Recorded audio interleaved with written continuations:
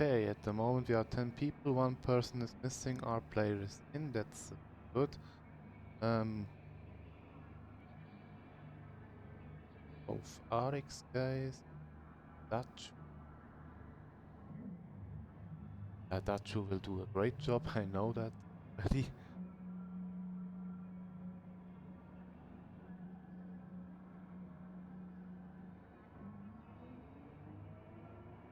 To be honest, Menambuk Tim. That's that.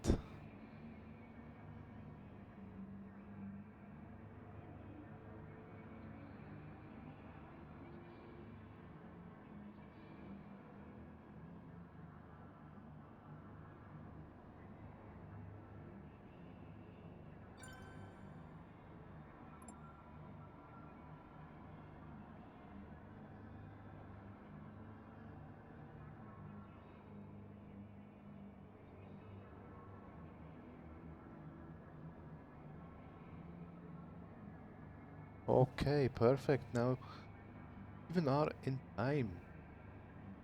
Are on time for the last stint, if all works well. Perfect.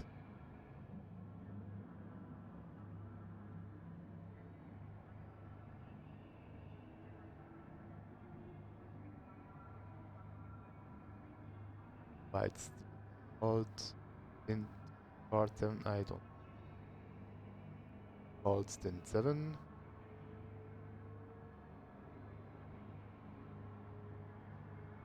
Look into it and it will hopefully be called stint 7. Yeah, it's called stint. Perfect.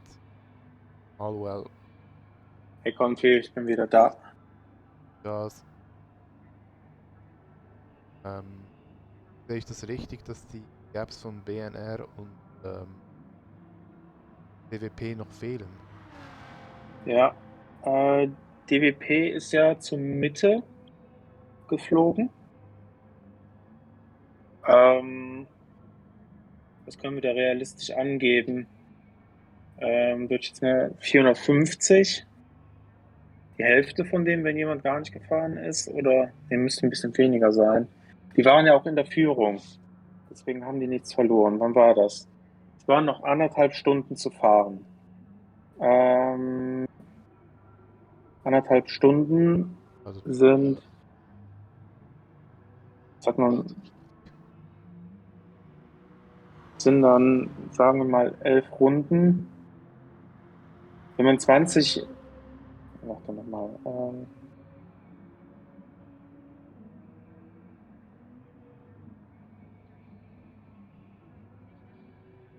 es wären 260 Sekunden. Ich habe es mir mal gerade durchgerechnet am Taschenrechner. Weil die ja ganz, über die Hälfte keine Zeit verloren hatten.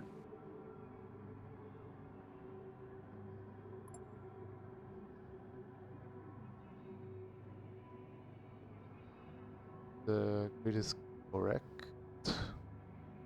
Ask.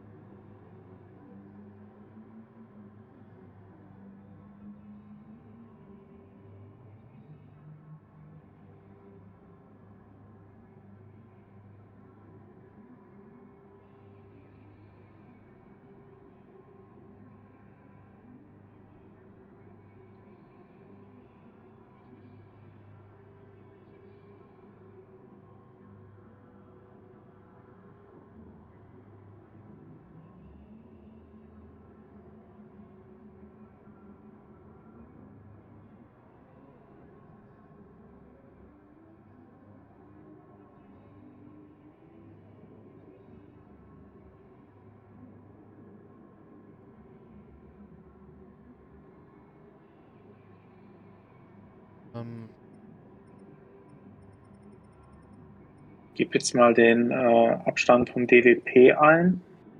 Das müsste ja ungefähr die Hälfte sein zum Letztplatzierten.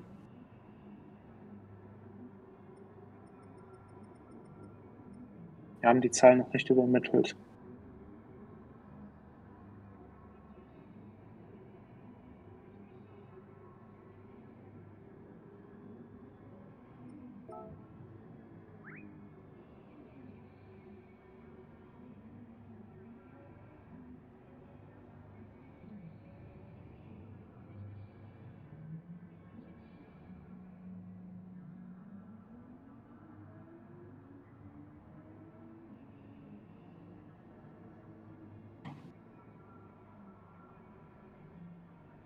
Gerade aufgefallen, bei den beiden RX-Teams, wenn wir 45 statt 60 Sekunden eingeben, dann ändert sich die Position der beiden RX-Typen. Sehr interessant. Dass die so knapp beieinander sind, ja? Ja, Oh, ich sehe es, ja. Ja, ich hatte geguckt, es sind 21, 22 Sekunden. Bei 2 Runden, da sind wir deutlich näher bei 45 als bei 60. ja. Ja, ich habe einfach mal 60 eingegeben. Erste, wir können gerne ändern. Absolut okay.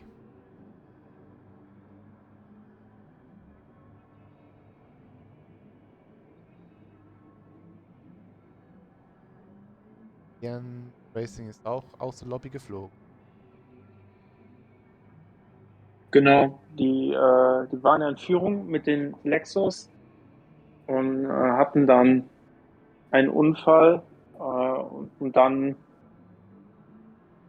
entweder selber rausgegangen oder ein Disconnect. Das konnte ich nicht sehen. Ich habe jetzt 2 unterschiedliche Aussagen gehört. Okay.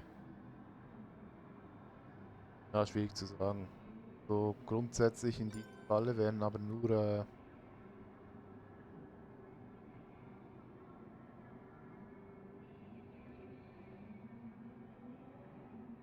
nein, DWP ist ja nicht rausgeflogen. Kann ja noch. Genau, das war der blaue Mercedes, das war der 7. war von 9 oder vorletzter. Deswegen hatte ich jetzt ungefähr die Hälfte vom Letztplatzierten genommen. Da fehlte nämlich auch die Angabe.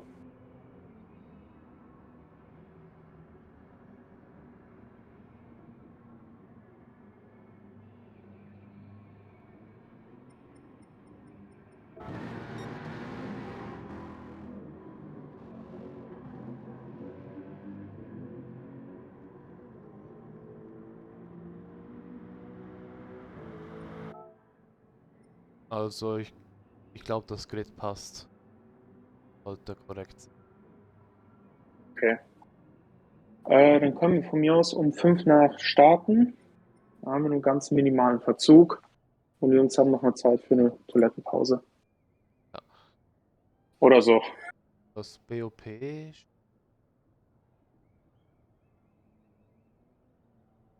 korrekt zu sein.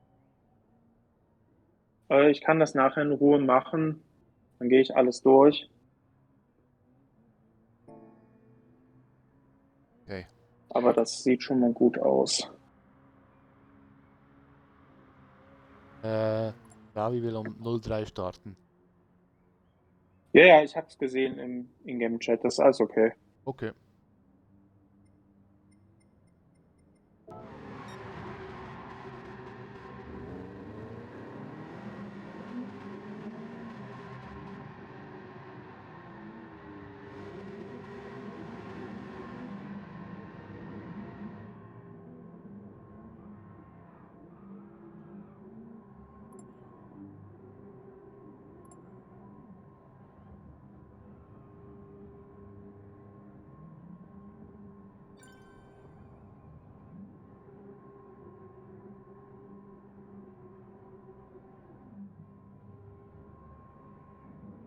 BOP stimmt. Alles klar. Perfect. Then we can on time, more or less, start the 7th and last stint of the race. Bünzli, Tom, Lexus, Florian, Joe, Vanessa, Tim, Nuschel, Speedy, Dachu und R-Player. Nun hoffen wir, dass alle gut vom Fleck kommen. Let's see, I'm looking for Florian. The BMW has a good acceleration and is always attacking the Porsches in front into turn 1. And Bünzli has to look that he can defend his position into the last 3 hours of this 24-hour race.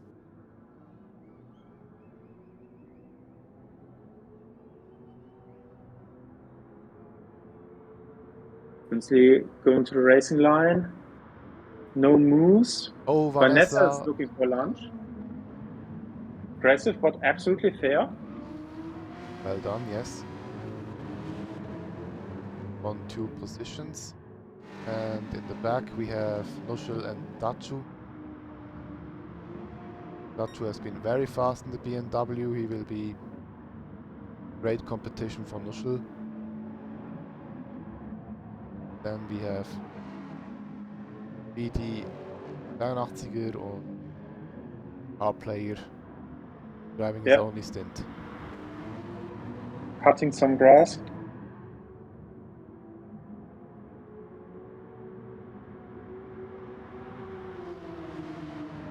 So no change in the top 3. Vanessa with a superb start.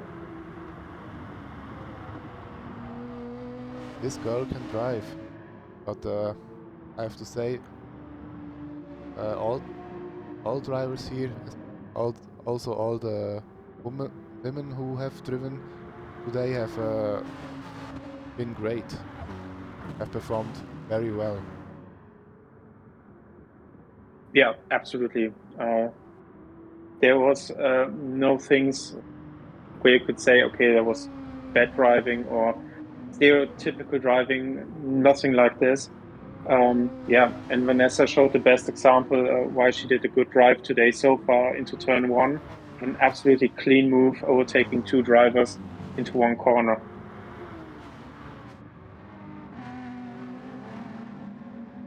Dachu has overtaken Nuschel already.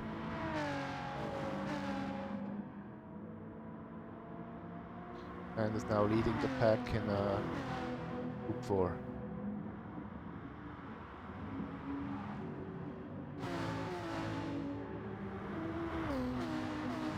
BD looking quick as well. Not the easiest situation for Nuschel right now, and Dachu with a small drift. I will keep it at the front. I need a little break. Well deserved. Take the break.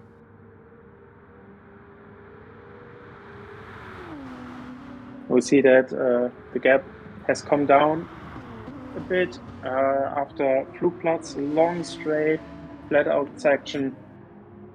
Slipstream is effective. And Dom in second position is pushing Bünzli.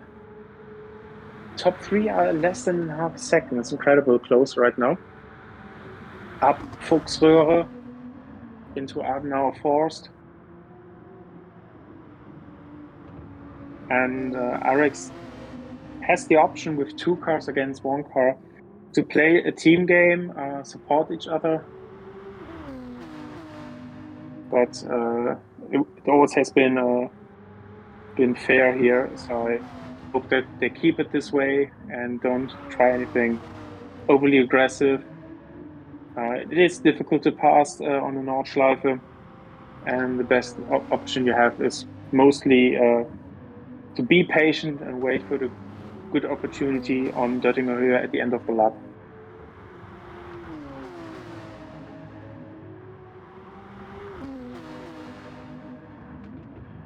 Small mistake from Bünzli, touching the grass when he was in the braking zone. Lost the rear, had to catch it again and managed to do so without losing much time. But he's definitely feeling the pressure from behind. The disadvantage the Nissan has over the Porsche is cornering speed, the handling. And this was a handling sector.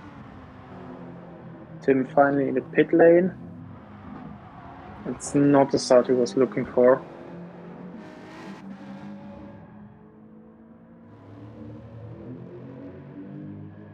Our player already 20 seconds behind speed.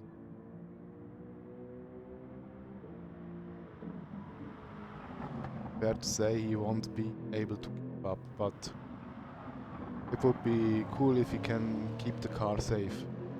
That. Yeah, bringing it home and just avoiding mistakes. And as a whole league, RC has done great, especially in Group 4.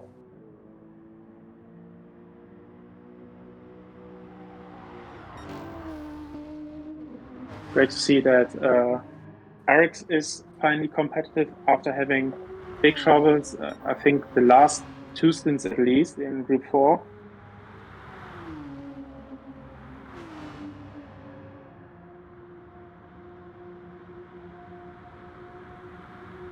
Yeah, it's kind of a shame that they have different driver levels in their team. For example, Spogatson and especially Dachu are both very fast, and they could keep us with the RRC and with Eddie from PPL. But then you have drivers like Pichiela, who is a bit slower, and then RX Moose, who I don't know what happened to. But all in all, it's a lot of differing levels in the team, and this has cost them. But on the other hand, I think their main goal was to field up 2 Group 3 cars, and those 2 are on a good level. They are blocking out both podium positions behind P1. So I think it's a success. I think it's a success. I think. Yeah, success gives them right, so to speak. Yeah, both Eric's Group 3 have been very competitive every stint. I think they won 2, or could have won 2 if the disconnect didn't happen. And giving our leaders, the 4 Lustigen 5, the 4 Funny Fives, a hard, competitive time here.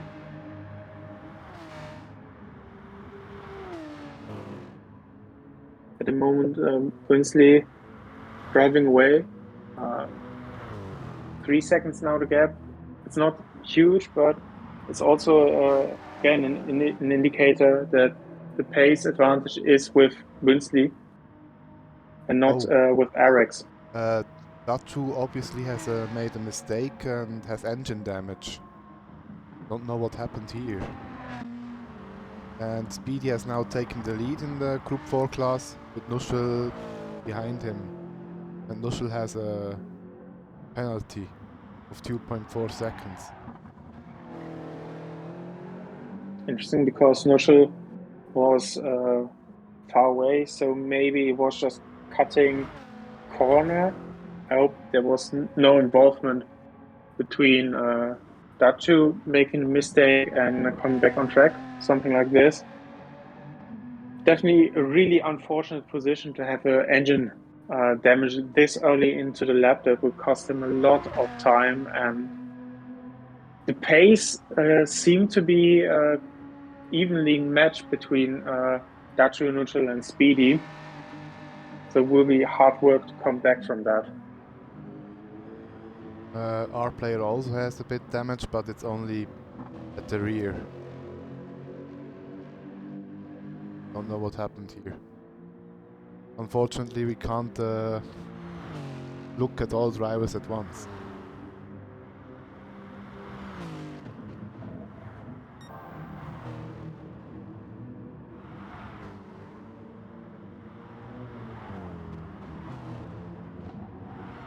Also Florian and Joe. think, Sorry. yes, that was the point I wanted to make, Florian and Mighty Joe. That's the closest battle we have on track right now. The gap's 1.5 seconds. Two same-minded people here.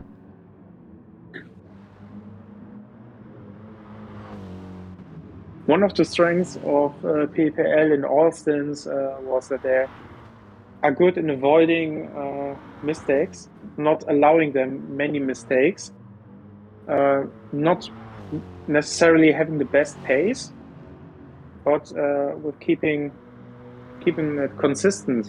They're achieving great results, as we said in the last stint. And I'm curious to see if Joe can fight back. He was very unfortunate in the first stint with a disconnect. If he can close the gap, overtake him. Let's see.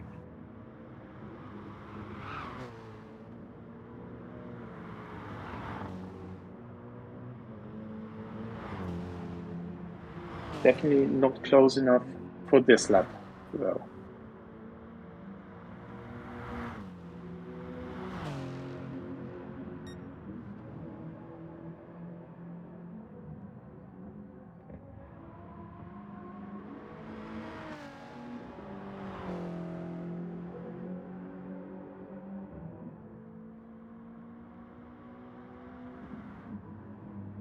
Oh, Dachu and Tim did have close together. Did they got damage from that? I don't know. Or was okay? I Yeah. haven't seen it, fortunately. Our player has damage as well. Those three are close together on track here.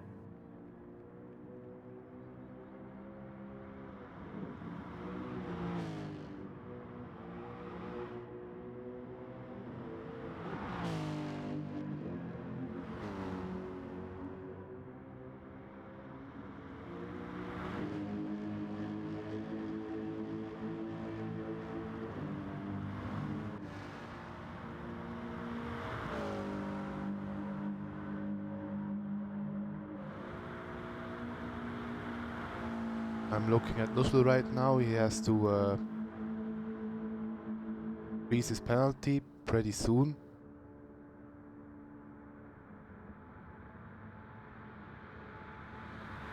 And he does it correctly at the end of the straight, but before the bridge ends. But this leads up the gap to Speedy to 6 seconds. But that's no problem, he seems to be on a 6 lap stint anyway.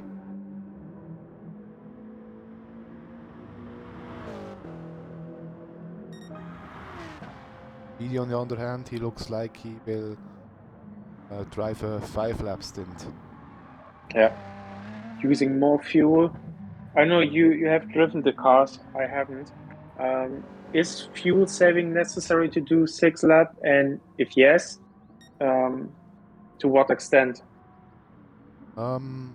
Yeah, with the Toyota it is necessary to shift up a bit earlier than usual to go 6 laps. But the good thing is you don't lose that much time with the saving fuel if you go for 6 laps. You just do shift at 7,000 RPM. You don't lose much time because I was able to drive 847 while saving fuel. So the pace is definitely there. And if you do it once to reach the 21 laps we targeted, it's not necessarily a problem. And of course, because the Toyota uses less fuel than the other cars, you can also go lighter for the stints. There, with this you can be faster. Good to know. That's not that much of an effort. I mean, it's somewhat easy to just look at the RPMs and not having to adjust the fuel usage every now and then. That also keeps you concentrating on the racetrack and not into the settings. Yeah, and also maybe 2 or 3 corners that are pre-designed to lift and coast. This also helps. But yeah, you don't really have much to do with the Toyota to save fuel. I think with the BMW and with the Lexus, it's harder to save fuel.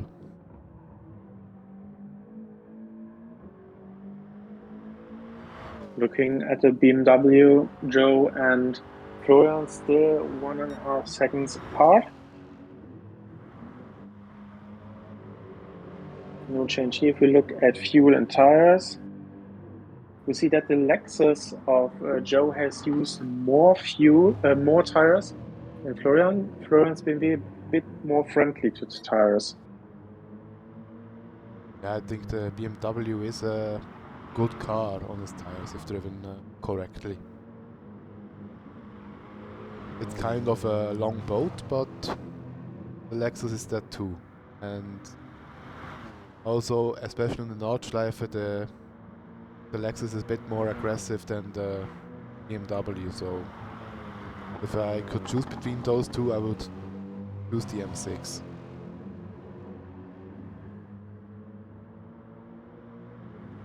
Also, the M6 has a turbocharger, and that's a win.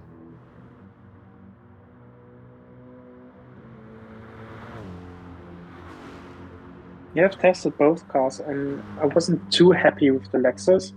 It's a good car in the corners, but it felt like overall it's degrading more than the BMW. The BMW is better for the long term, while the Lexus is close, but in my opinion, not good as the BMW on one lap. Yeah, difficult to say. In my point of view, the BMW is much better for me because it has a more twitchy rear, but is a bit softer on the curbs.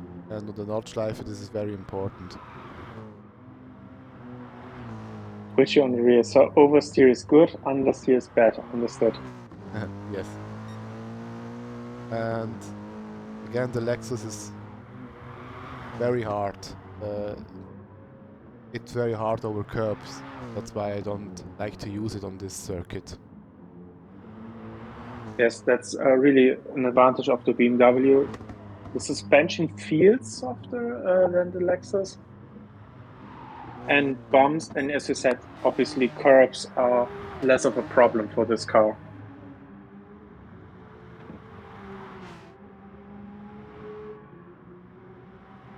If setup would be allowed, I would either use the Lamborghini or the Ferrari, but unfortunately, this is a stock setup league.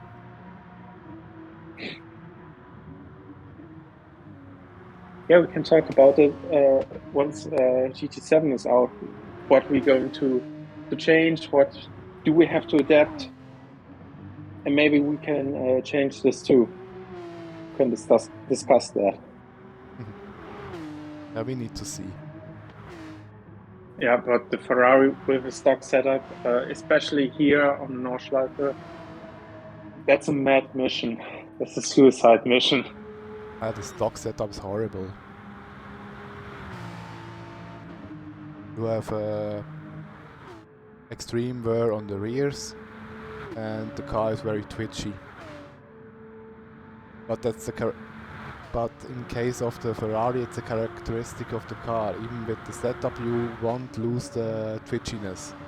And on the other hand, the Lamborghini has a different problem with the rear wear, but it's not as twitchy. But the problem is you have to run with brake balance at the front to to balance the wear on the tires, and I don't really like running with front brake balance because of driving without ABS, and in this case having a lot of lockups.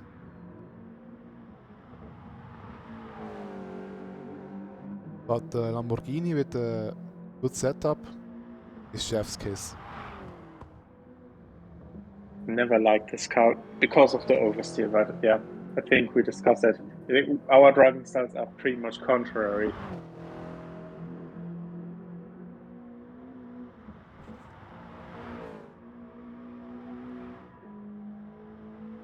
Looking at the front again, Dom is losing time, but not that much. The gap's about 7 seconds. And we have to keep in mind that Winsley is coming into the pits at the end of this lap. And Dom is doing 1 lap more on this tire. So I think 7, respectively 10 seconds for Lexus and Joya are a gap which is absolutely okay for them at this point.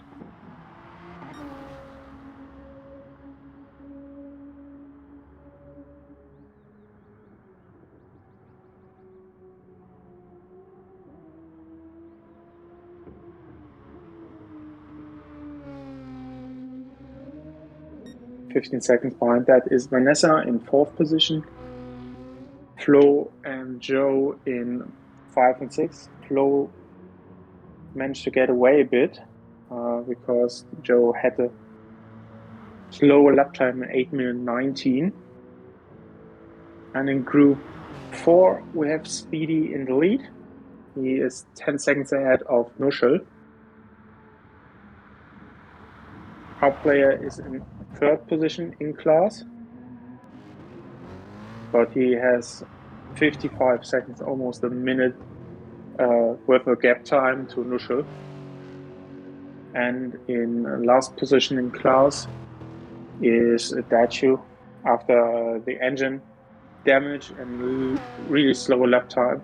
And he has damage again, this time at the rear.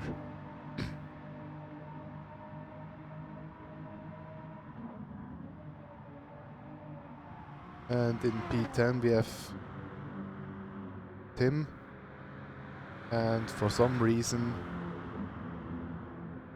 he's fallen behind our player and is overtaking him back now, and our player driving the controller has a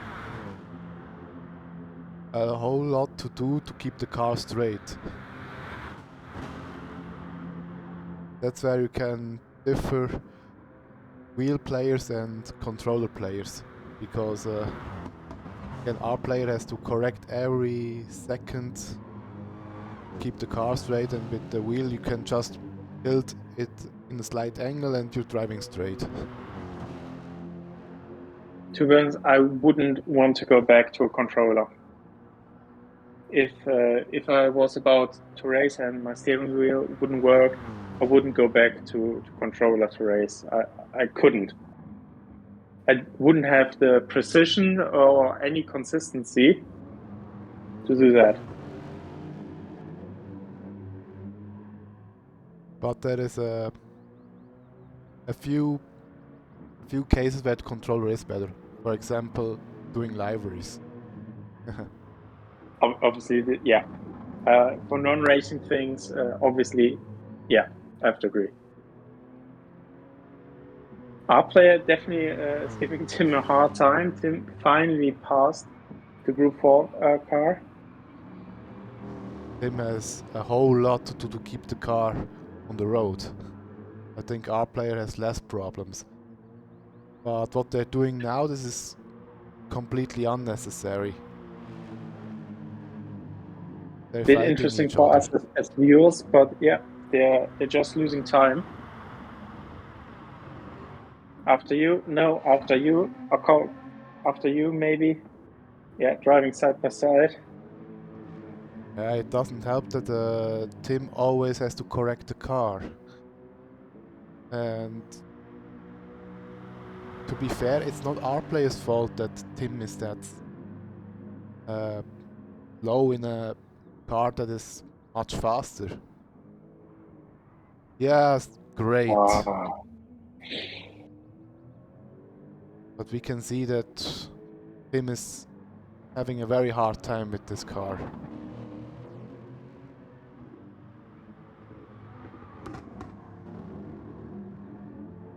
That should definitely closing in.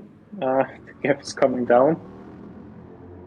I think it was 55 seconds a lap ago. Now it's 36.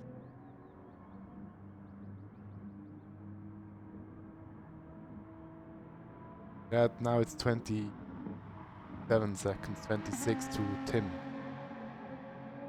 But then again, Tim is not a...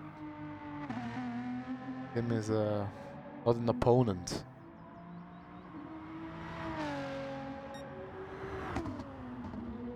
Meanwhile, at the front, Bünzli with a 10-second gap to Lexus Enjoyer, who has been able to overtake Dom. And Lexus with his signature driving style, keeping the car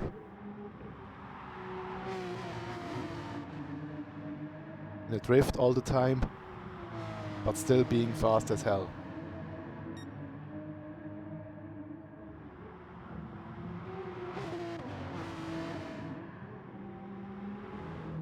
Then the gap between Flo and Joe has decreased a bit, and Vanessa has found back to P6 with damage at the rear.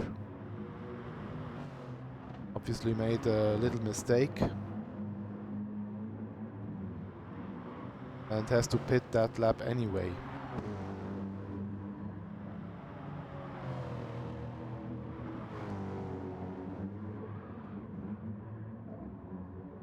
Picking up a 1 second time penalty. Vanessa was in 4th position, lost 2 positions because of the mistake, and she's really fighting the car at the moment. Yeah, also her tire wear is much bigger compared to the opponents Florian and Joe in front of them.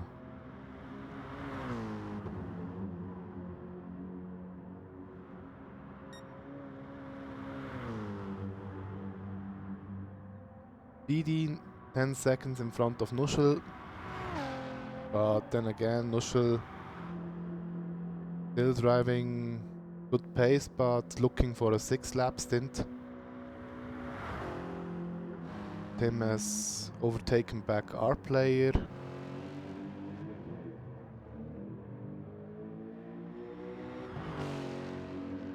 It's a good gap finally between them. I think that's the best thing, if there's a good gap between them, so they can't fight.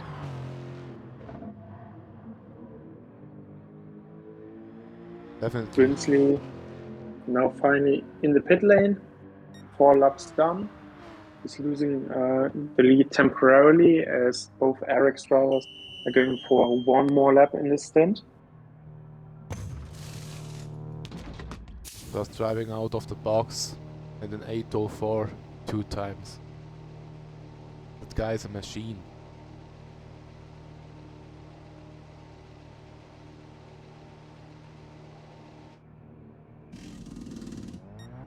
Florian in the pits as well. Joe in the pits. Vanessa should pit any second. Yes. In the pit lane as well. No one else who's going for 5 lap stints, so it means Brinsley with fresh air in front of him. 28 seconds, nothing in front. He can use his tires to this maximum and increase the gap, so to speak, because he's the virtual leader.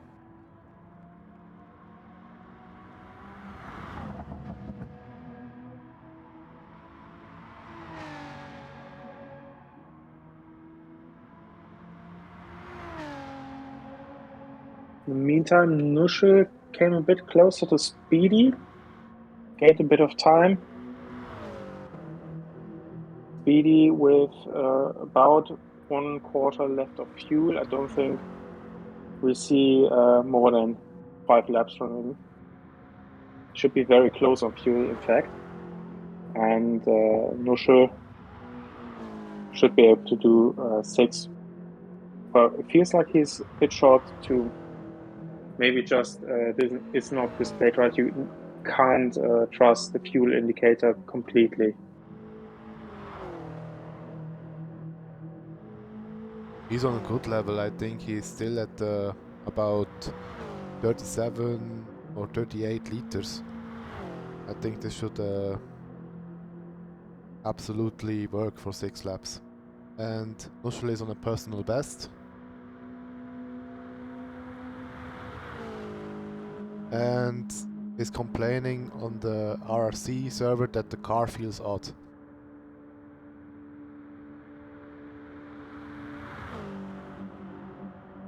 Nordschleife is complaining that the car feels odd, but he's doing very good pace for that. Well, Nordschleife also drives his personal best times with damage, so...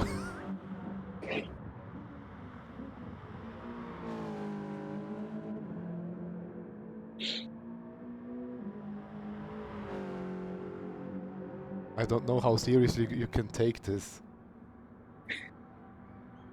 Come on. But yeah, 8 personal minutes best. 59. Yep. Whereas Speedy is losing a bit of time because tire wear kicks in a bit. Yeah. About 2 seconds this lap, and it could be becoming 4 seconds, maybe even 5 seconds.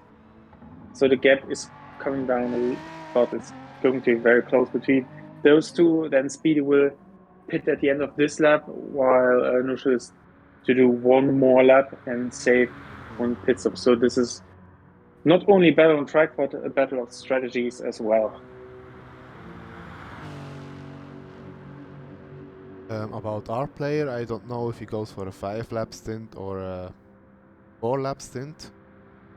His fuel is on a critical level where it could swing both ways.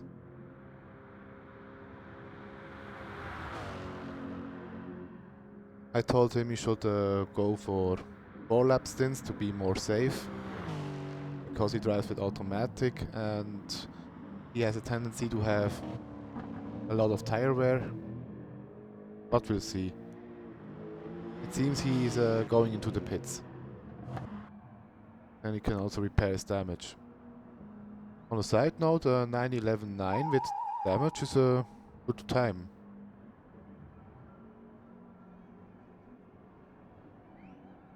Got to now new in P10. Florian in P4 with a mistake. Metzgesfeld, he's losing the car. Whee! Oh. Okay, it's only bumper and rear tire. And he lost the car with 180 kilometers per hour. I think we can say it was a somewhat good save, because this could have been also engine damage. Yeah, firstly that, and secondly he ghosted. He could have very well took Joe with him, but luckily for Joe he ghosted. I think that was a code brown for Joe. Code brown.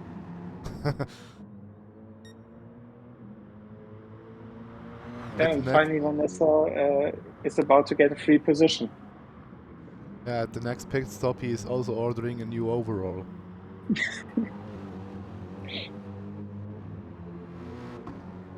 But now with the mistake, Vanessa can close the gap. 1.4 seconds between them.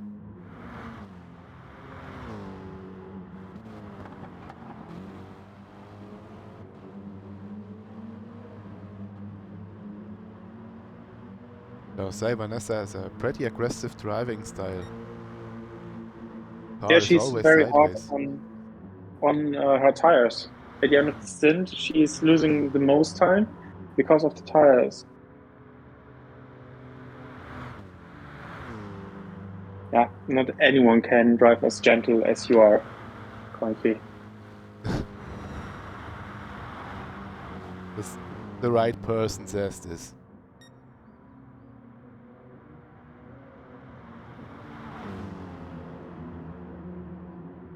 Vanessa is looking after closer tire for a move. That's Opportunity wasn't really there though. It's a very narrow part of the track. You can't overtake there just that easily. And especially not in the carousel. Yeah, she tried to put her nose on the inside. If you have the inside on a carousel, you have one. There's no way around the outside. Pushing herself through aggressively, but within the limits. And apparently now she has the position on Hohe 8. I really don't know how both could keep their car on the road, but kudos. That was awesome.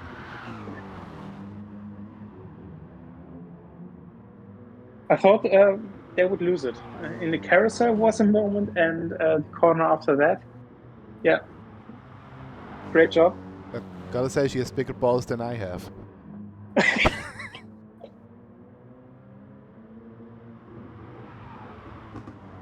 Now back at the lead, Lexus Enjoyer and Tom both very close together. Lexus with more rear wear and Tom with more front wear.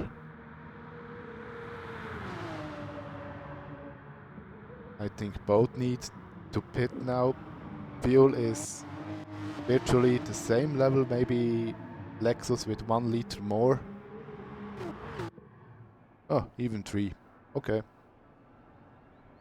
Between Lexus and Bünzli there were 22 seconds, so I believe Bünzli will easily come out in front again.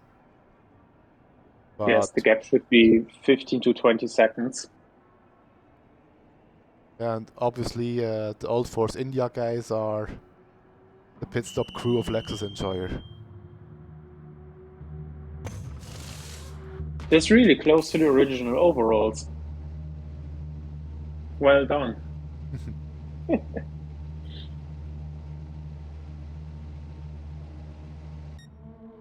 Brinsley already through the first chicane.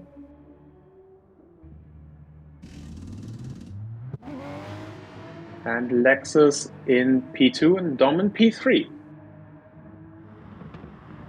20 seconds behind Bünzli.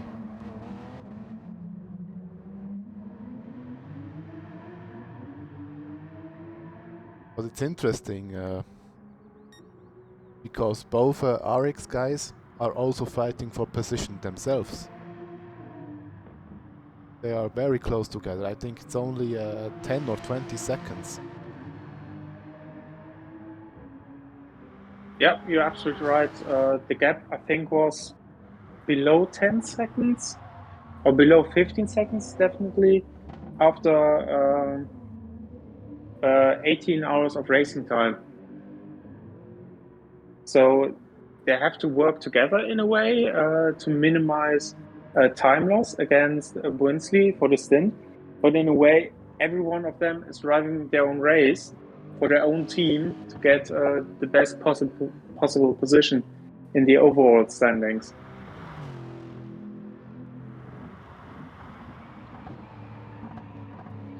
It's like Hamilton and Rosberg fighting in the same team, but a bit more friendly.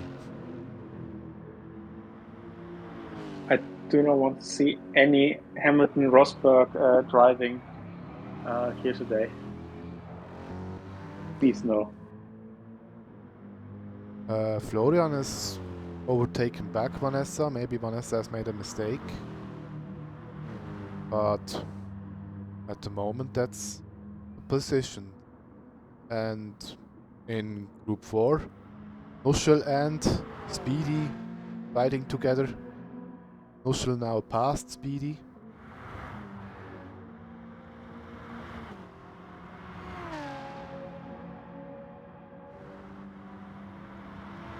Speedy will go into the pits this lap. His tires are more worn, whereas Nuschel still has about 20 liters of fuel left. He will definitely get... And if you look at the tires, you can understand why it was possible for Nuschel to pass him this lap. Speedy's tires are really destroyed, especially the fronts.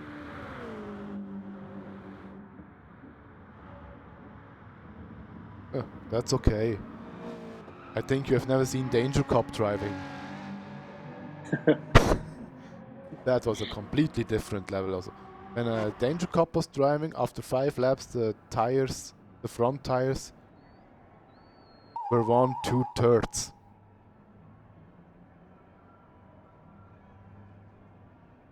This is only half. This is amateur.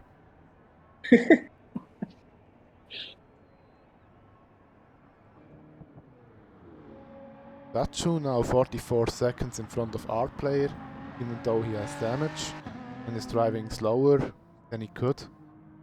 In the stint I was seeing, Dachu was very strong, was driving 44 times. Very strong lap times. And I think he will now be going for 50, maybe a 51 or 50, even with damage. Exactly, which is a very good lap time given the damage he has. And yeah, hopefully he can pit soon, get rid of the damage, and then have clean stints with no problems, and then he could close the gap to the drivers in front.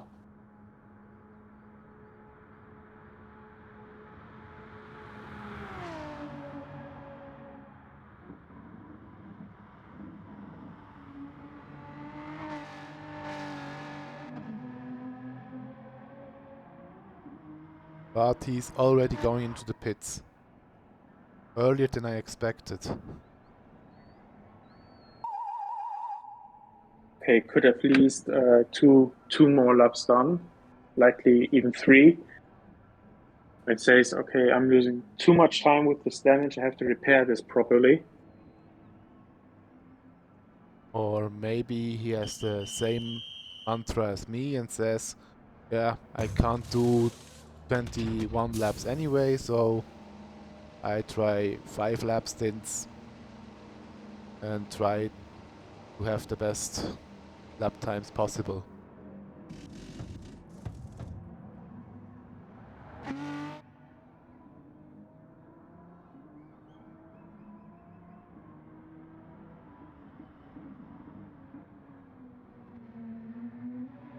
He was still able to keep in front of our player. He's now coming into the chicane. And is driving fairly well, 905, with an improvement in the first sector, already half a second.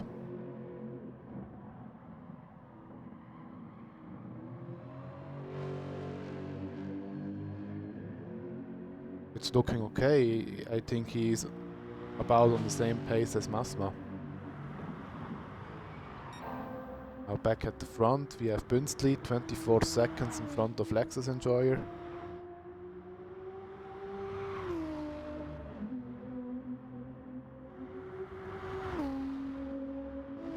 But I'm honestly surprised that nobody is taking into consideration to drive 5 laps with the Nissan.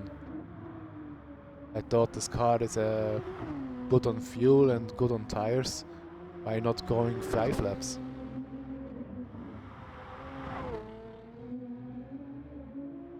I guess the thing is that the Nissan can be driven to the maximum amount of power, and just hitting 4 laps or hitting 4 laps comfortably, but it wouldn't be possible to hit 5 laps without saving fuel on purpose, purposely saving fuel, and thus losing time. Maybe they tried it even, and it didn't feel right for them. Especially driver like Helly feels like the only way he can go is all the way full throttle, and that they don't feel comfortable with doing slower lap times and a different strategy.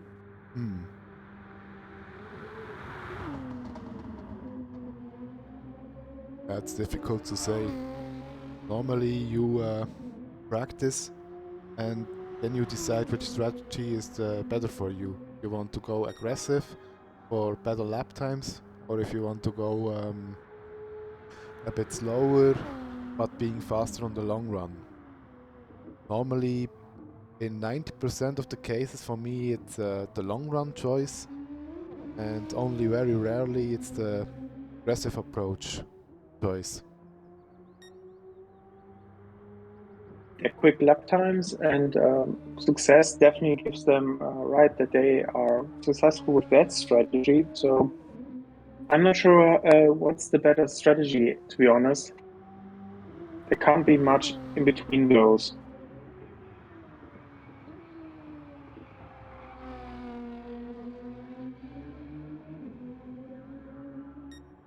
That's probably only been a few seconds that would be between the both strategies, and in the end you have to go with the strategy you feel more comfortable with. If this means that you feel more comfortable in having a good car that behaves like you want, but in this case pitting more times, then it's absolutely okay. I'm curious to see what happens between the two RX Group 3 Porsches. At the moment, they're really close. The gap is under a second, and they're not really attacking each other. They're following each other closely, and they're having a look if there's a situation, but they're not attacking constantly. They're still trying to do the best possible time they could achieve without fighting each other. And I think at some point they will give up this strategy and say, okay, from now on we are racing for position. Yeah, we need to see. I also don't know how aware both of them are about the situation they're in.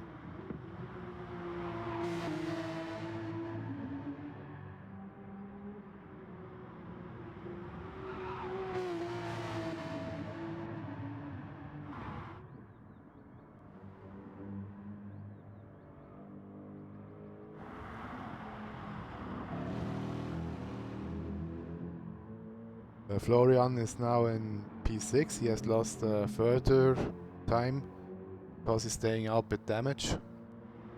Joe is in P4 now and looking to be on a 4-lap stint. So it's his 7th lap. Vanessa in 5.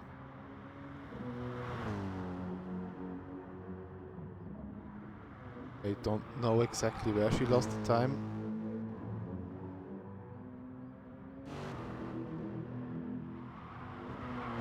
But it must have been in lap 4.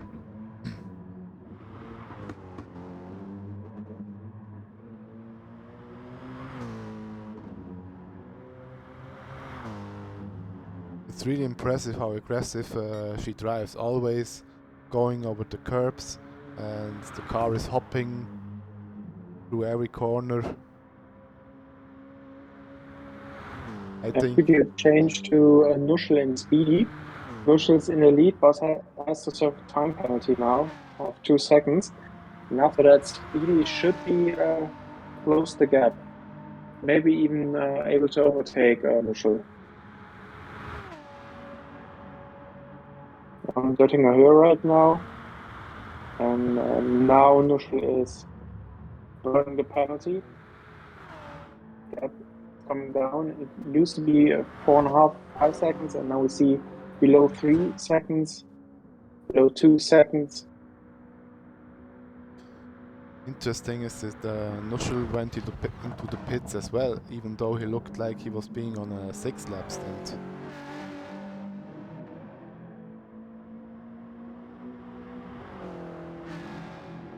Maybe decided it's better to stay ahead on track, to have track position and do the 6-lap stint at a later point.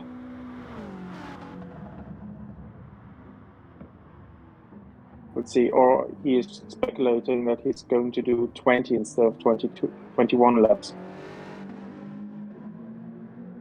Speedy has already caught up in this chicane. Seems like Nuschel had his trouble to go through this corner. He overshot it a bit in the first corner of the chicane.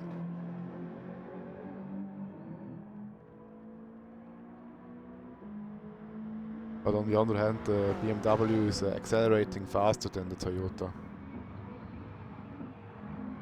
As I once said, the top speed is about equal between both cars, but the BMW accelerates a bit faster.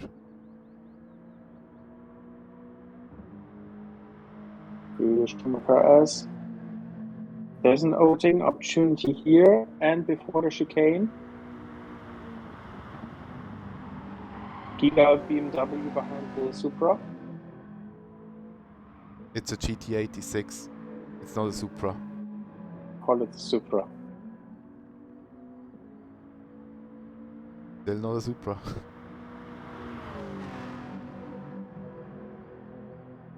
Nürburgring has to defend the inside line. It's a short braking zone. No attack from Speedy. Preparing the exit. No way to do something right now.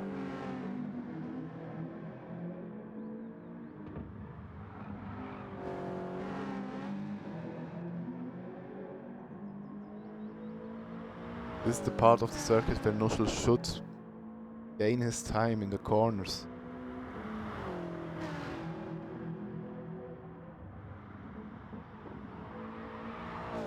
Speedy with a drift into the corner hasn't cost him much time. Maybe he just looked at... Oh, Nuschel with a little mistake came onto the grass.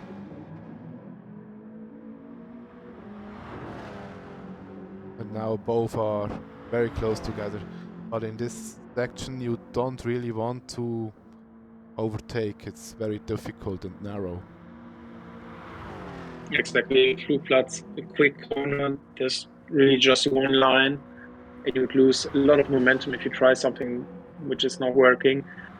And after that, we have a long section, easily flat out.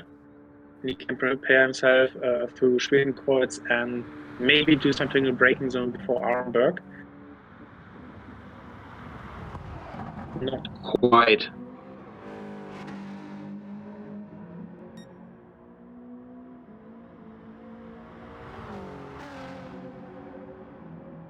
Maybe an overtake is coming up between the two Race in Group 3. Dom just 3 tenths behind.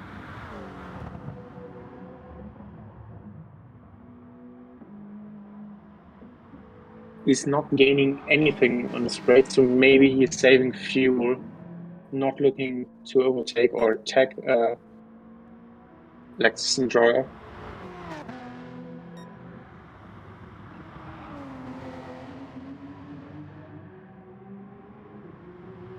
Yeah, they're still very close.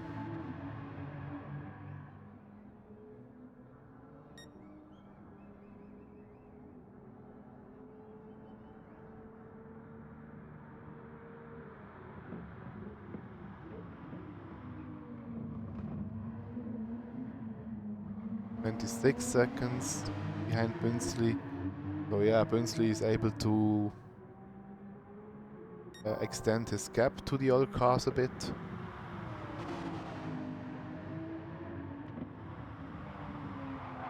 But at the moment it's still not enough to gain enough on them to jump them with an additional pit stop.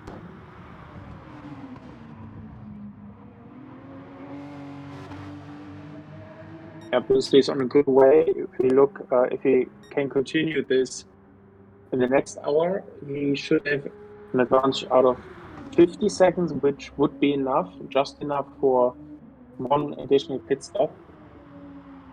But obviously, that's if he's able to do this. No mistakes happen, no traffic.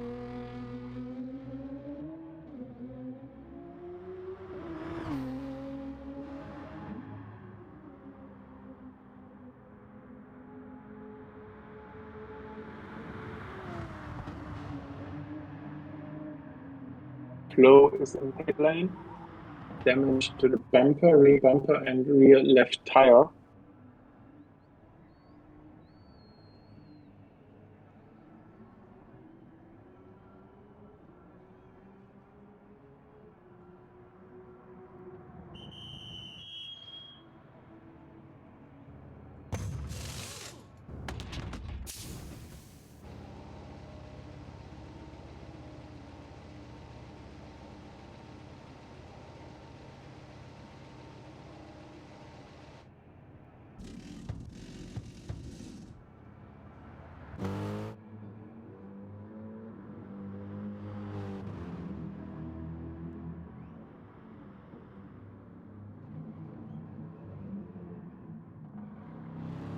Yes, now Florian has finished his pit stop and is a minute behind Vanessa.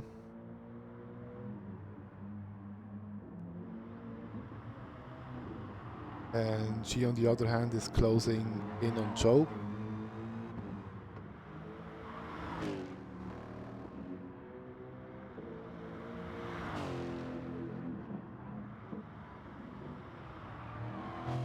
Ooh, Joe with a little mistake, went a bit on the wrong line here, but he was able to save it. And I need to say the BNR library is also quite beautiful. It looks Well made, yes, I have to agree.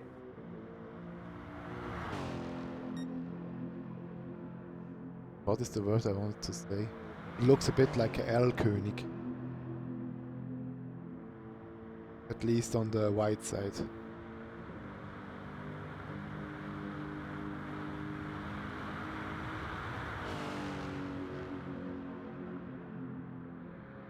But yeah, this little mistake has cost him about 2 seconds. Vanessa is closing in already, but I think both will pit in this lap. Joe has just enough fuel for this lap, and Vanessa has a bit more, but it won't last for an additional lap either. Nordschleife and Speedy are fighting for the lead in class Group 4. Coming now on Jettinghöhe, and the BMW is just 6 tenths behind the Toyota. I should be able to overtake him.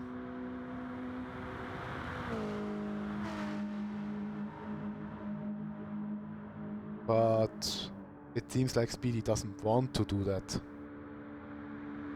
Chills it in the slipstream.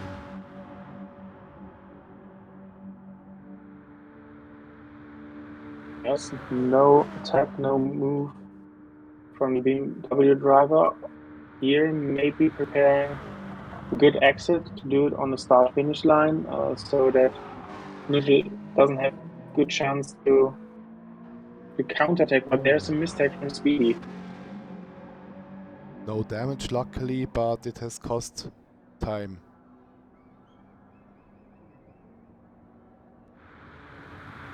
Then in P9 is Tim, 27 seconds behind Speedy. Driving okay at the moment. He has no damage at the moment. But he had obviously much damage in lap 6 because he was driving almost a 10-minute lap there. Then Dachu, 52 seconds behind.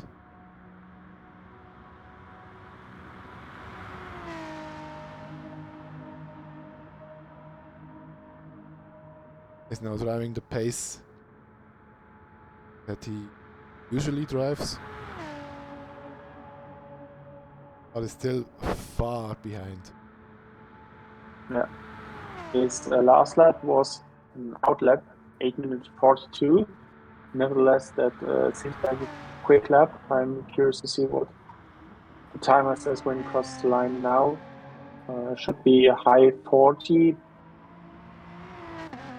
I definitely think below 50. 44, I think. 45. Yeah, 44. 44.8. Just, That's personal best. just for reference, Top was 3 seconds faster.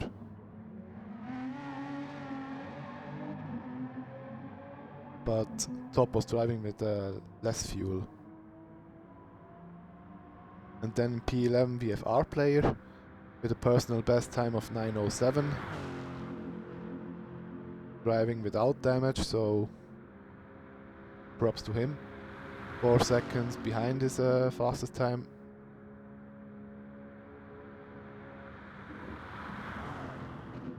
In the meantime, Lexus Enjoyer went down to third place and is 4 seconds behind Dom now. So there must have been a small mistake. Luckily, no damage for him.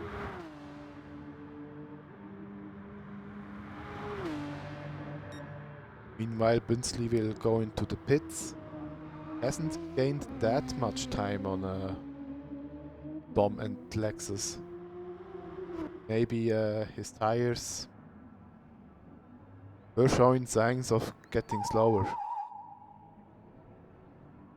I think he will be behind both, but could catch them on his outlap. Yeah, or at the latest point in the second lap.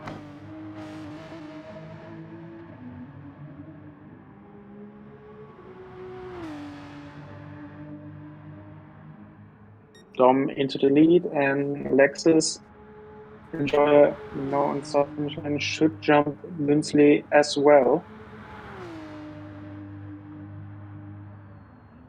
Yeah, both RX drivers jumping Bünzli and taking the lead of the race. Bünzli now about 11 seconds off Dom. Yeah, 11 seconds. But I believe he will catch these seconds until the end of most likely lap 10.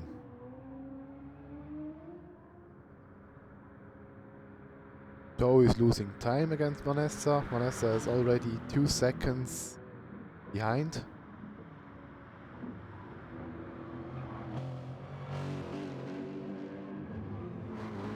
Joe needs to pit.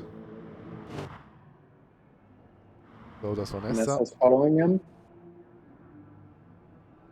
Florian just pitted, but he's too far behind to gain a position. He will be 20-25 seconds behind Vanessa and Joe when they left the pit lane. Yeah, through the damage for Florian did cost him a bit of time.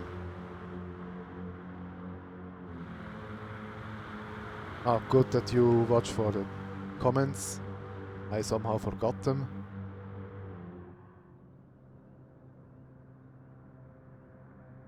Yeah, greetings, Eddie. Was a strong stint you drove there. Yeah, also congratulations from me. You were driving very good, 21 laps, always on the edge, always driving very consistently, and only in the last few laps did you make mistakes. That was good.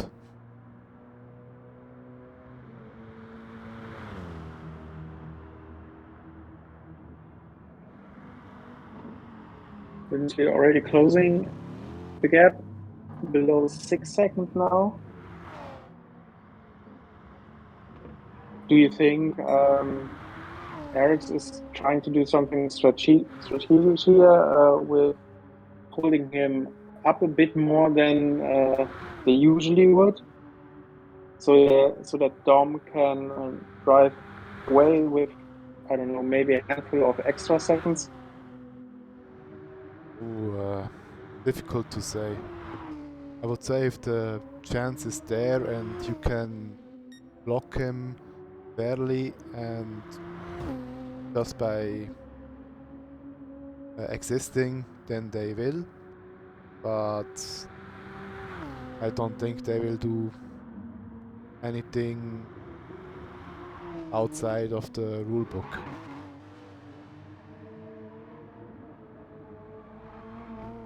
because the RX guys, in my opinion, are very fair, and I don't think that they would ever consider these methods to be useful. Yeah, that was basically the point. And I agree too. If Lexus Enjoyer can hold it up, obviously within the rules, that's something he should consider.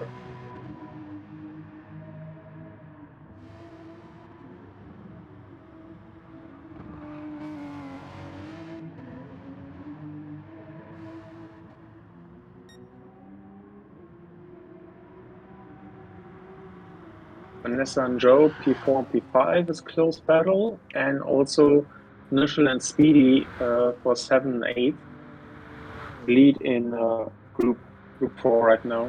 2 close battles right now on track.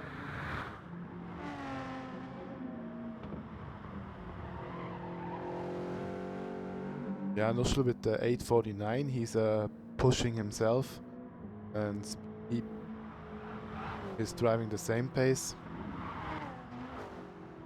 Yeah, both Speedy and Eddie are very fast in this BMW.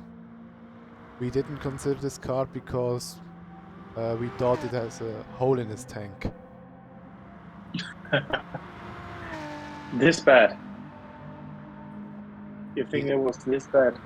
Yeah, at least we thought from previous experience that the BMW is much more critical with fuel, but the other two teams show us that it isn't the case. Ellie schreibt gerade im Chat, ob wir seinen Abflug gesehen hatten. Ja, hatten wir. Wir konnten es nicht wirklich glauben.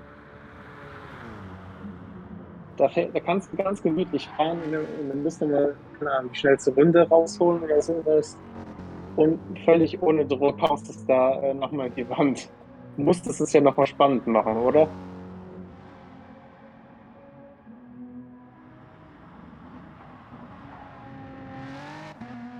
Das ist halt unser Heli. Langsam fahren kann er nicht. Ja, genau. Colin hatte vorgeschlagen, weil du immer quer stehst, sollst du dich einfach anstatt Heli in Rally Power umbenennen. Ich muss zugeben, da hat er nicht ganz unrecht.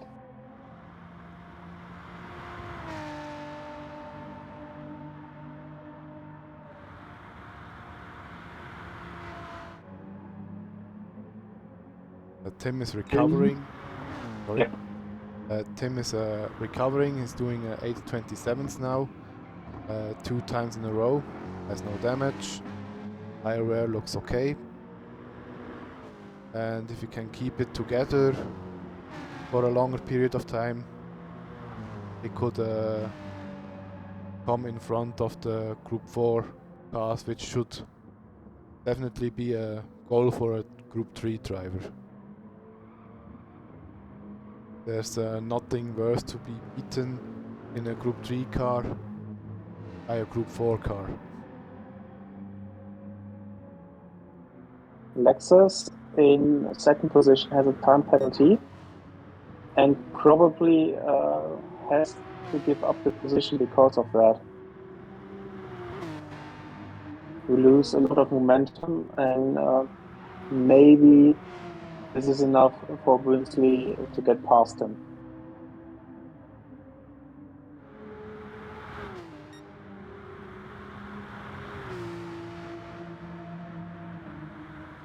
It depends when does Reese's penalty. If he does it right at the end, might stay in front of him, or give Brinsley at least a very hard time to overtake. But yeah, he did it quite early, and I think Brinsley will be able to overtake him. But okay, maybe Lexus made it very intelligent.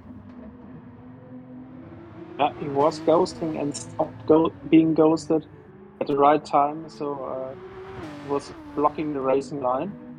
Now he's defending the inside line. That's the first change of line, which is okay. And the Porsche's enough ahead to get unchallenged into the first and second corner. Yeah, good if you would be in Bünzli's point of view. You can afford being a bit slower. You can afford being behind them. You can just patiently wait for your chance to overtake, or just until they pit, and then you can try to maximize your pace for the next 2 laps. And even if these guys beat him in this stint, he's so much in front. You don't really need to risk anything here. Let's see if an opportunity occurs after the small mistake from Lexus. Yeah, that's now the opportunity Bünzli waited for. Yeah, already passed them. And again, fair play to Lexus. After that mistake, he left enough space and didn't do anything stupid. He's looking for the inside here. Oh. Didn't do anything stupid. Now he's fighting for position and... Oh, Shouldn't have said anything. Yeah. Unfortunately, no damage to either driver. I think Winsley left the door open, but it was quite opportunistic from Lexus to go for the move there. I think Winsley will adapt his level of aggressiveness accordingly to that. Well, in the end, it's Lexus enjoyer. It's Albertini. And from past experiences, I know that he goes into gaps that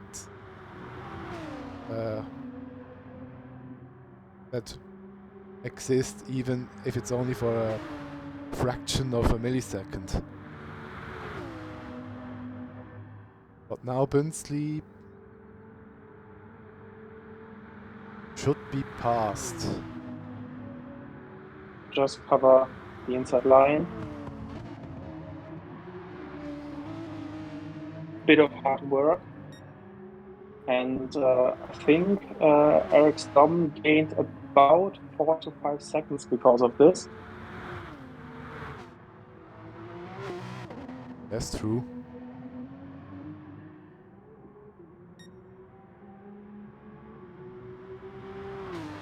Okay, in the end, it doesn't change a thing.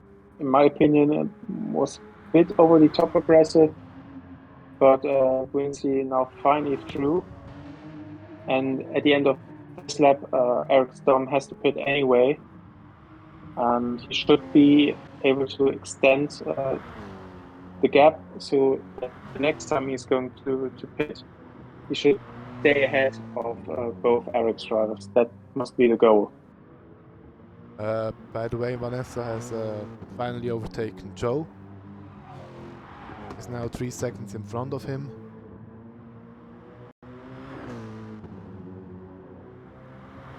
And He spotted.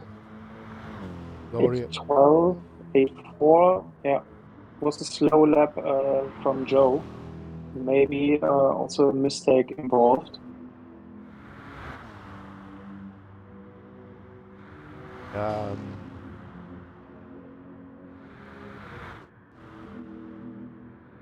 Maybe there was a slight mistake from Joe, but Vanessa must have overtook him in lap 9 already.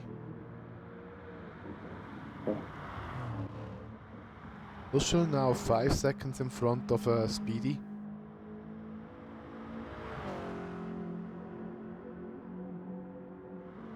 With a personal best lap of 8:48.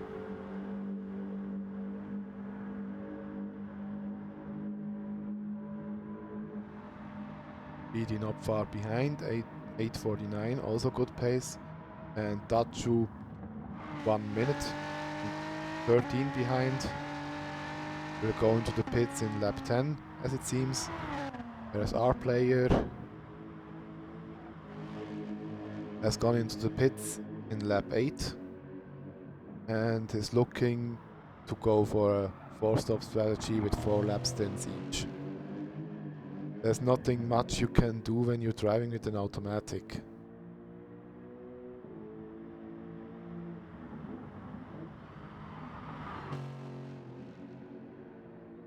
I need to take a toilet break. I will be back in 3 minutes or so. Yeah, don't worry. Where would be the best to show? Give me Nuschel and Speedy. And then I let it at Speedy.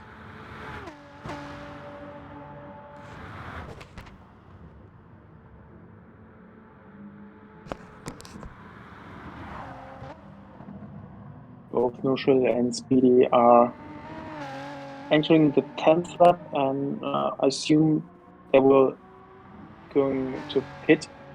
Let's compare lap times from 8:49, 8:53. So Speedy's losing time again. Really competitive and strong in the first part of his stint, but with more and more tire wear, he's losing time over the stint itself. And the driving standard is high from both drivers, this has to be said. But he needs to find something in the early part and close the gap down and then stay in front. I don't know. It's difficult to save so much of tires because the BMW is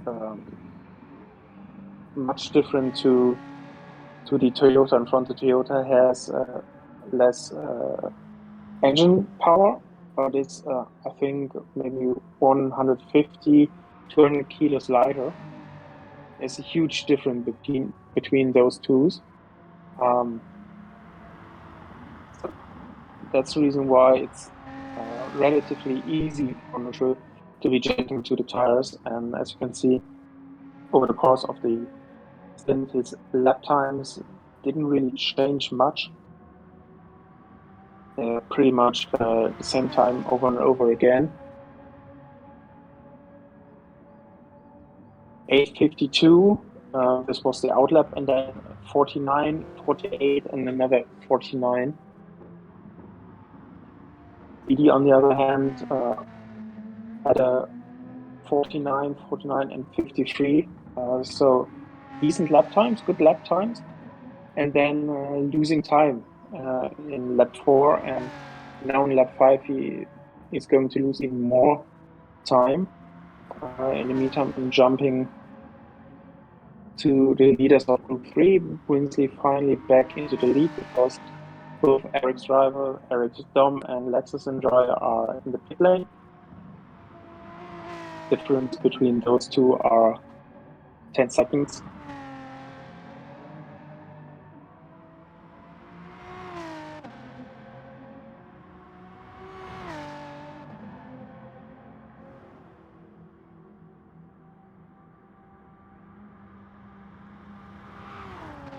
And Speedy, still losing time in this lap. The gap is increasing. It used to be 5 seconds at the beginning of the lap. Now it's 6.5, and at this rate, it's going to be close to 9-10 seconds probably at the end of the lap.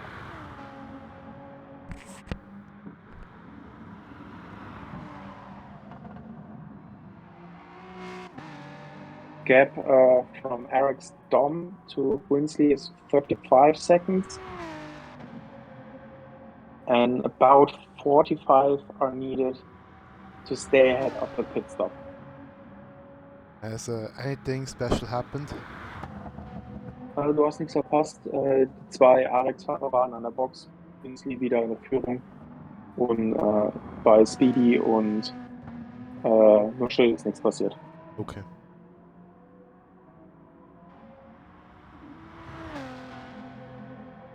I just pointed out how well Nuschel is managing his tires. Completely different Story to Speedy and his BMW eating the tires alive. And the pace from Speedy is actually on the same level. It's pretty good in lap 1, 2, and 3, and then the tire wear starts to kick in, and lap 4, and especially now in lap 5 of the stint, he's losing so much ground to Nuschel.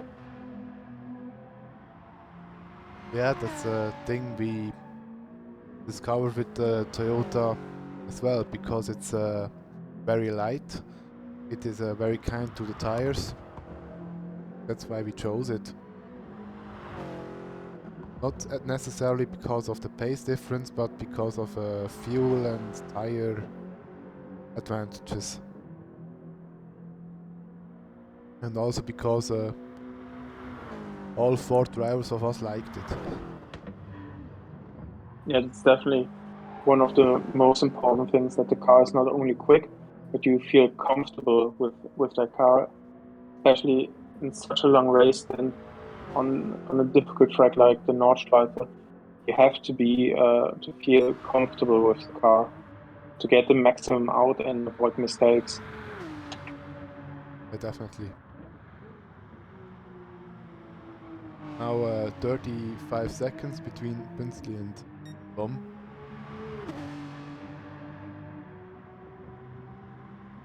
Is this already a gap that is still big enough to keep Bünzli behind?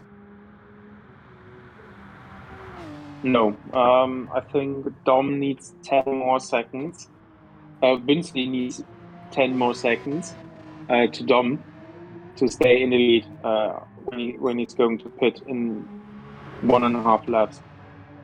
Right now, Winsley should be behind Dom, but ahead of around the same spot as Lexus. Hmm.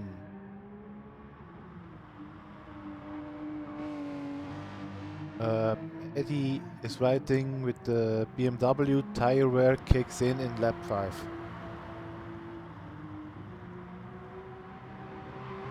Yep. Yeah, unfortunately, the gap was about 5 seconds, and now it's close to 9 seconds. So in one lap, he's going to lose, or the gap is going to double itself. And there's just very little Speedy can do to avoid that, unfortunately. With the Toyota, I would say if you are driving with braking balance at the rear, personally I drive with braking balance at 5, so at the complete rear, then a tire wear kicks in the middle of the 6th lap. Basically you can drive the 1st, 2nd, 3rd, 4th and 5th lap about the same pace, and in the last lap, the 6th, you lose about 2 or 3 seconds. Which isn't that much. If you look at Speedy, he's about to lose 5 seconds already in the 5th lap. Yes, true.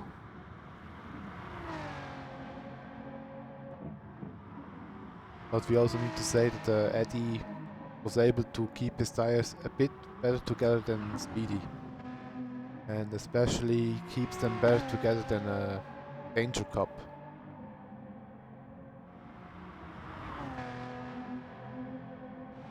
But then you look at Dachu, he's driving about the same pace, even faster, and keeps his tires even a bit better together. Not much, but a few pixels.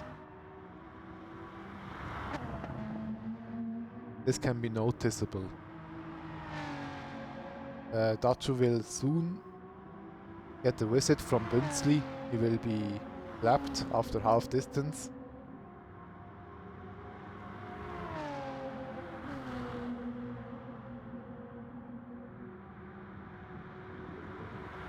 Unfortunately for Winsley, it is at a part of the track where it's easier to overtake, lap someone.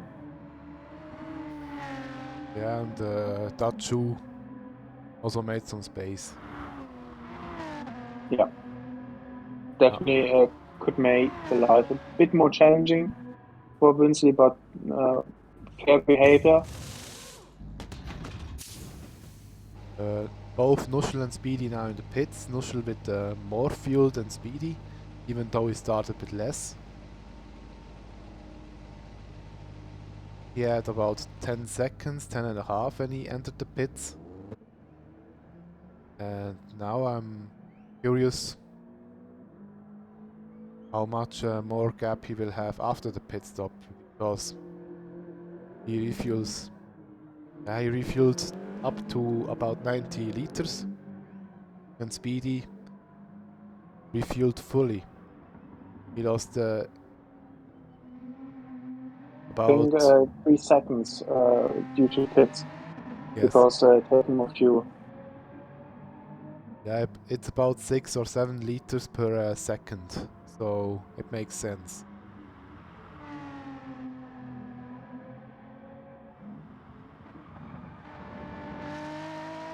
Dutcher is also in the pits, and I believe he will go full fuel as well.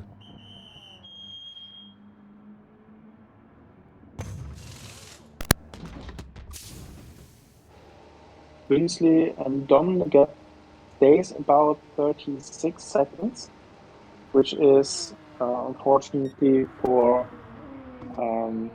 Winsley not enough to stay ahead when he's going to pit at the end of the lap. On the other hand, despite having more worn tires than both Porsches, he's still doing the same lap times. So one way he's probably not happy that he's not gaining enough.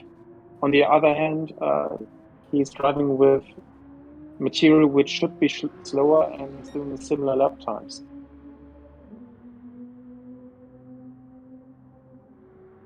I think it will all calm down with the pit stop. And this lap will be the most difficult for Winsley because of the tire wear. Even though his tires still look quite good, he surely knows how to drive fast and keep his tires together. But still, it will be the most difficult lap because Dom has fresher tires and could use them properly.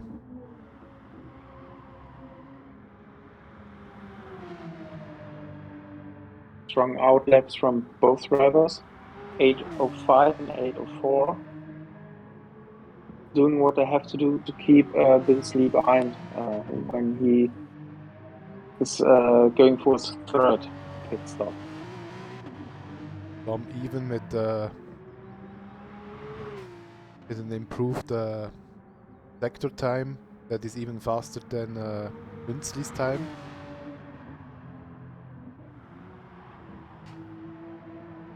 And he's able to close down the gap a bit. I think since of the beginning of the lap he was able to cut down a second.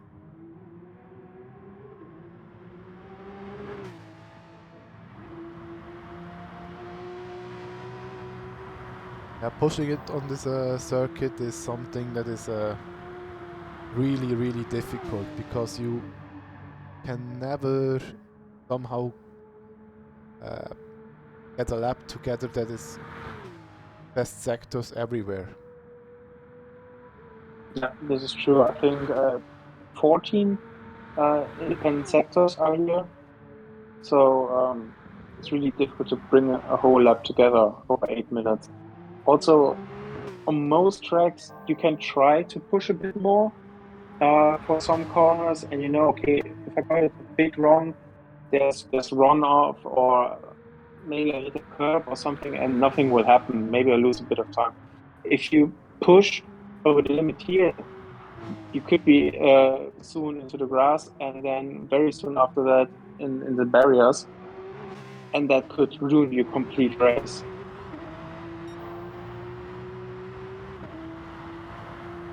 Yeah, that's true. That's very difficult on this track, because every mistake could be fatal for the car. Nevertheless, Dom is pushing it and is still en route for fastest lap, at least a personal best, if not even a race best time.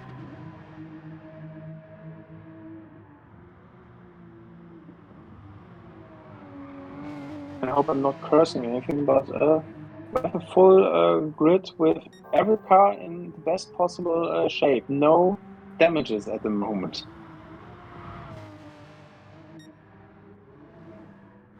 I probably jinx it now.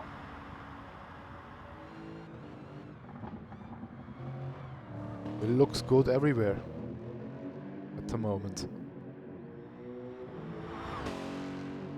But yeah, it seems that every driver here can keep it together.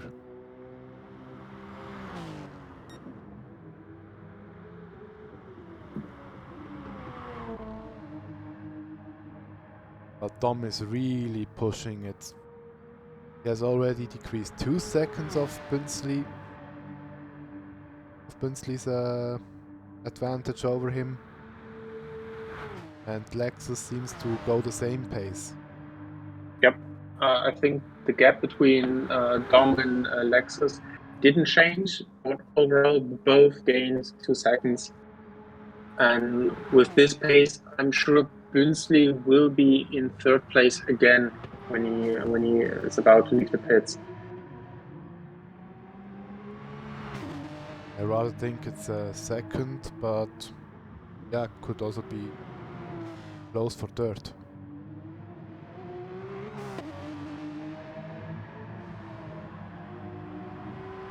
It's definitely going to be close. Let's see where he comes out. I think he will be at the pit exit, and maybe he's in front and can take a turn 1, or maybe he's just behind and Lexus can drive around the outside and have the inside for a turn 2. Difficult to I don't say. know. You are the one with the math degree here. You have, you're the mastermind. I would say he would land just a few seconds behind Bunsley, but he should be safe of Lexus. Okay, we are wiser in about 2 minutes.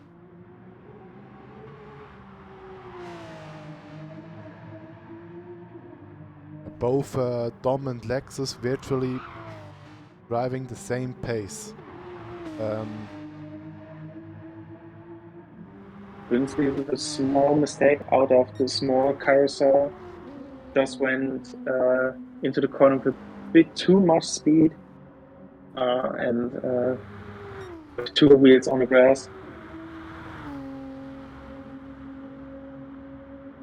Let's see what the gap says. We'll update it now from 34, 33. Yeah, I lost about a second here. Yeah, Or even second, 1.5.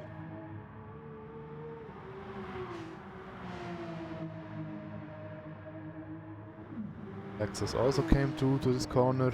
Well,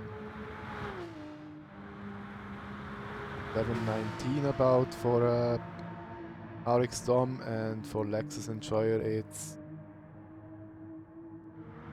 7:20. We lost a bit.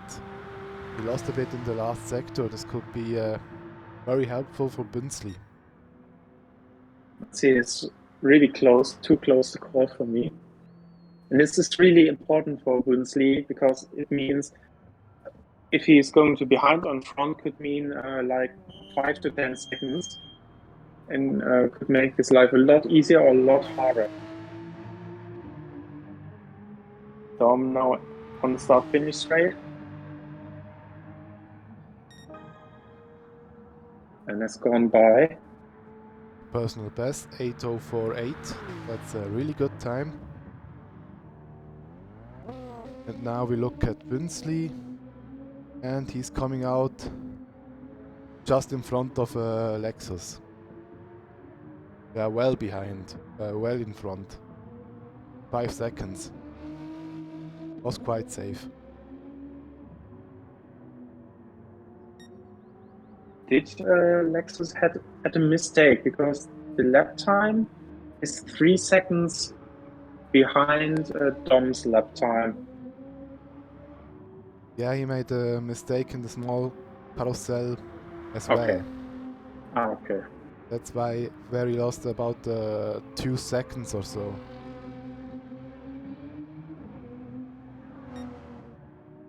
Without a mistake, it would have been much closer, but I think Bünzli would have still come out front.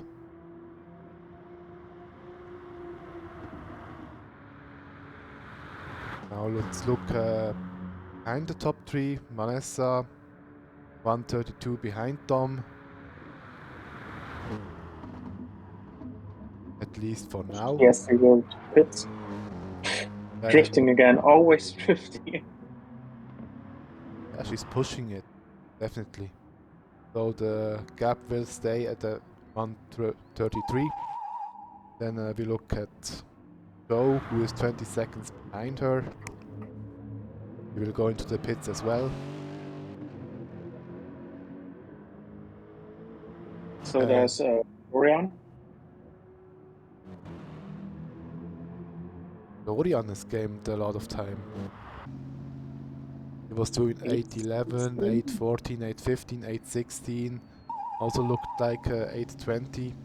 And Joe, yeah, he had more mistakes. Lap 10 and 11 were slower.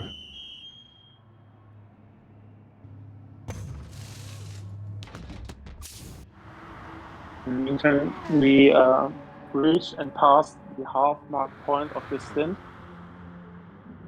Just 80 minutes plus something left.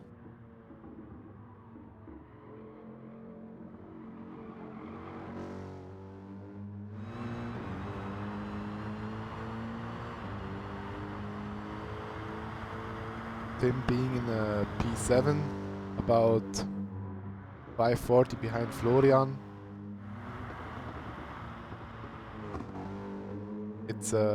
It sounds like a lot, but to be honest, for our team, it's a better stint.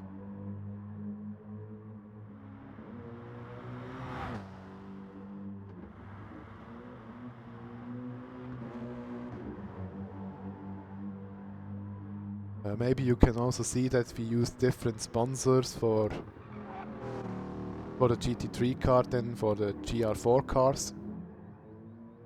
This has one reason, because what was it? I think Super Cazzo, that's his Discord name, posted a picture of a car of the Mercedes with this number and the sponsors.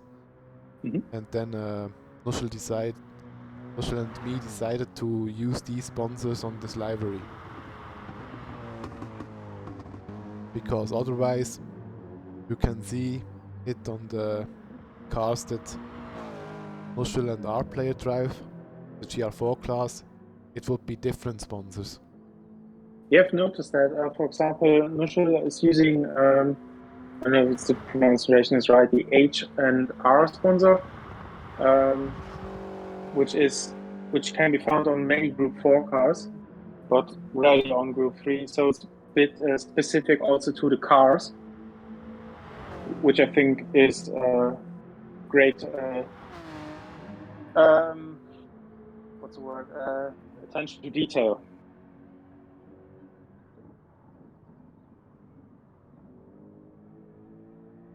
No, Flo has left the room.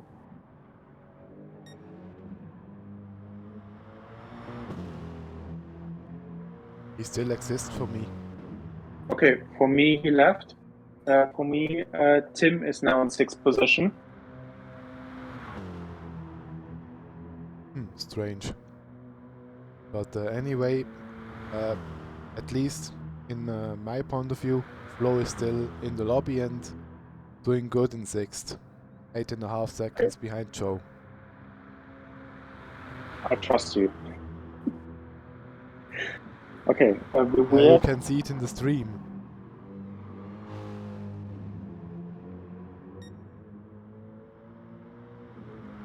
Glad that everyone seems to be still in the lobby then.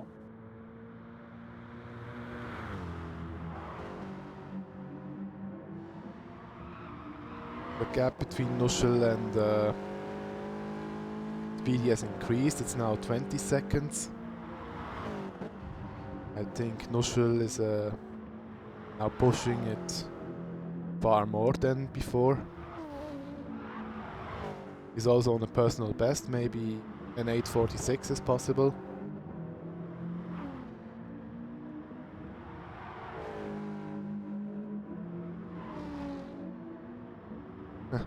Before the race I was joking, because I was driving only one stint, that I'm probably the weakest driver of this pairing, with top Nuschel and Gigi on the Nordschleife. I wouldn't say I'm bad at Nordschleife. I'm not slow on it, but I believe that my teammates are faster on the circuit, and in the end I would say we are not far from each other. Only a few... Yeah, I would agree on that. I think the pace between the group 4 cars was close, and I think definitely the strongest pairing you had from the driver levels. And I would disagree to say that you were the slowest. I think it was pretty much even. Yeah, I probably had a bit of a more troublesome race because of... Bünzli is going slow. Did he have a penalty? Or did he make a mistake? Doesn't look like it. Just going slow. But he's not ghosting. What happened here? He had some traffic.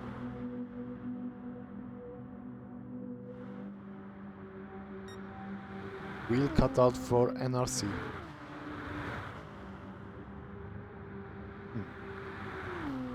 Yeah, it looked strange.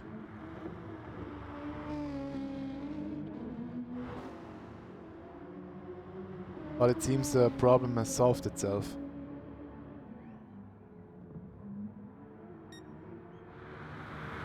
Anyway, Nuschel with a personal best with a 8:46.9.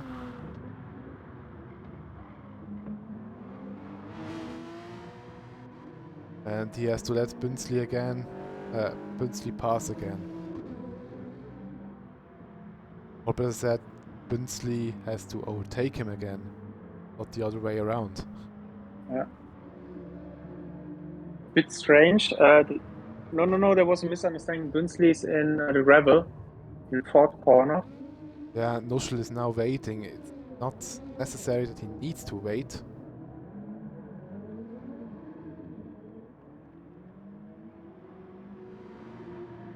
But yeah, that has cost a lot of time. Not that it matters in the long term, but...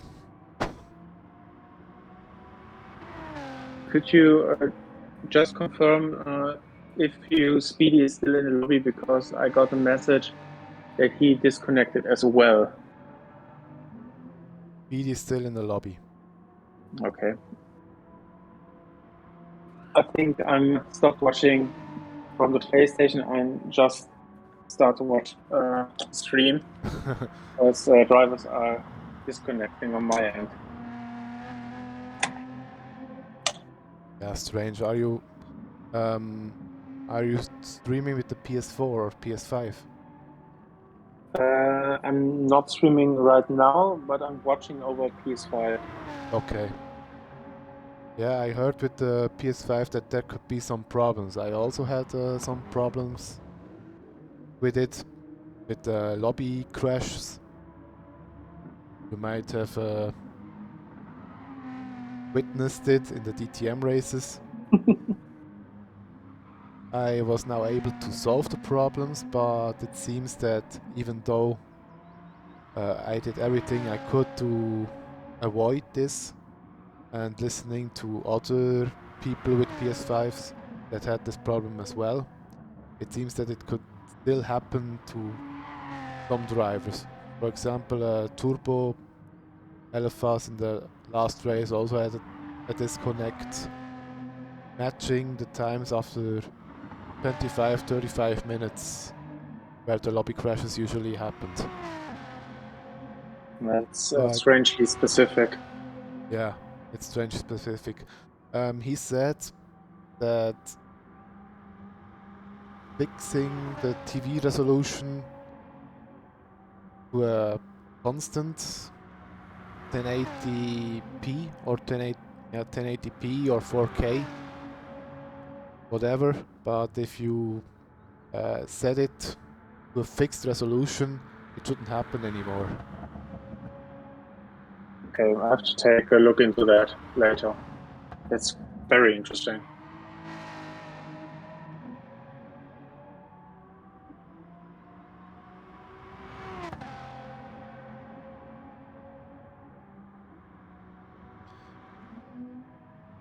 You know, it's somewhat funny that Brinsley slowed down last lap, had a very slow lap time for his standards, and it's still a 8:13, which is still a competitive lap time.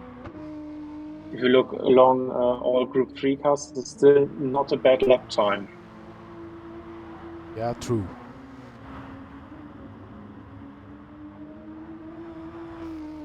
Tim has made some room, that's pretty fair.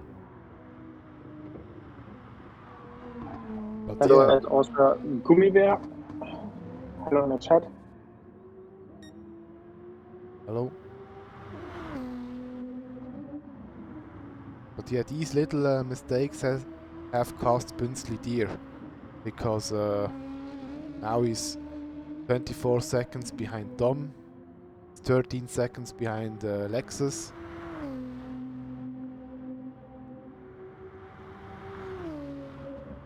And in lap 20 or 19, whatever, the tactic will be different again. So Right now, everyone has to stop one more time. Right? Twice. We're in lap 14. I think Bünzli has to stop in lap 16. Plus he would stop in lap 19. And the Porsche guys... Yeah.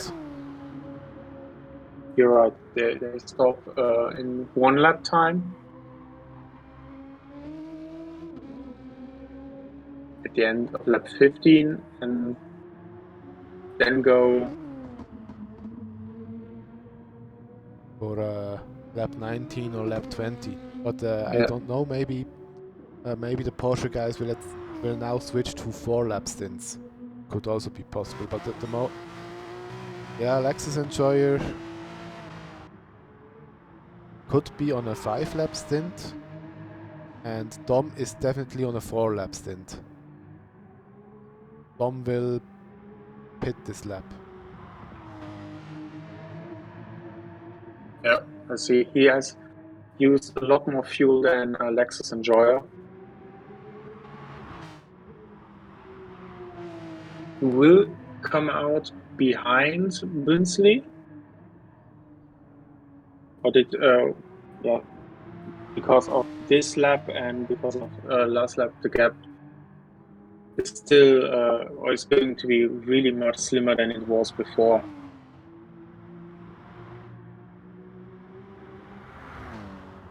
Now behind Bünzli, a full 2 minutes behind Bünzli, we have Vanessa with a gap of 2 minutes 25. He is 27 seconds in front of Florian, who on his part is 37 seconds in front of Joe, who seems to have made a mistake. Because, oh no, he's on a 4-lap strategy, right? But, yeah, lap 13 was very slow. I think he went into the pit in this lap as well. Lap 12 was a full stop with fuel, and then went to the pits again and just took fuel for one more lap. Yeah, this seems plausible. The fuel gauge would the fuel gauge would say it's true. Then 6 minutes behind Joe is a Nuschel, who is in 12 seconds in front of Speedy. And Speedy has now Tim behind him. I hope this comes out well, because last time the PPL Group 4 and the RC Group 3 car weren't the best of friends. Both RX guys have pitted.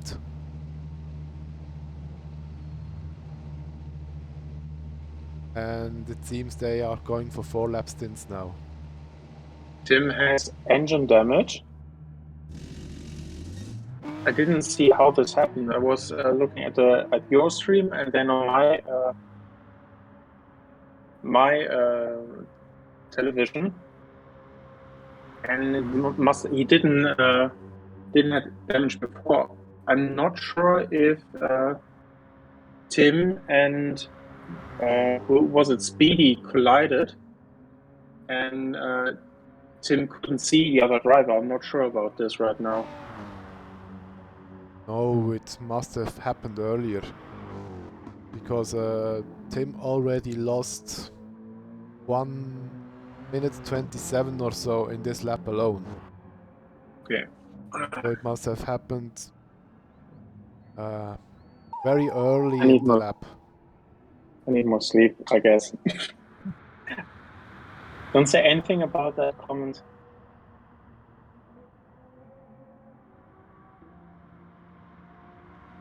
I know you're a madman with just 1 hour of sleep.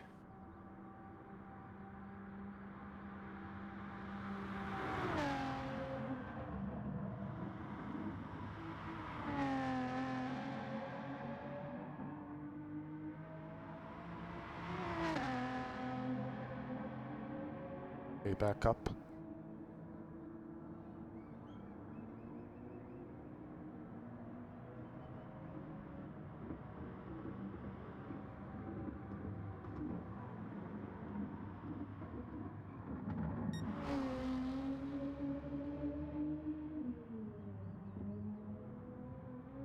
Now Binsley's in front, 18.7 seconds in front of Dom.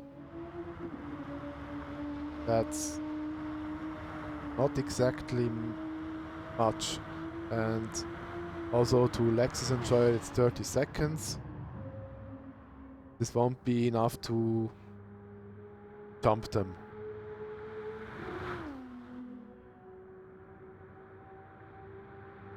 Yeah, the gap last time was 46, 44 seconds, and it was not enough. So I think it's about 42, 40 seconds around this area.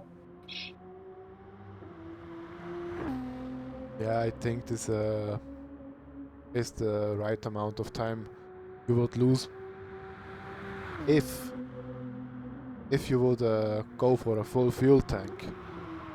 But I don't believe Binsley will do that anymore. I think he will only fuel up for 75 liters or so. So you could save 4 seconds? Yeah, I think he could cut. I think he could cut down about 4 seconds of the pit stop.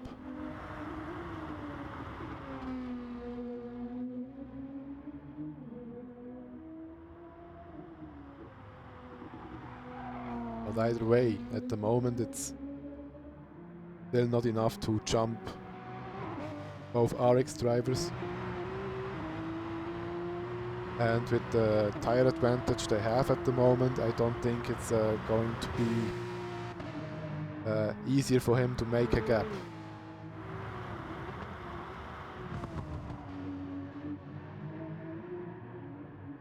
By the way, I'm impressed by the choice of the Porsche. It's a good car, of course, but in my opinion it's a car you need to push very hard to be fast with it. And I don't really like doing that. Yeah, pushing hard is always tricky on the circuit. You have to really be aware of the limits. Otherwise, you could easily regret doing this.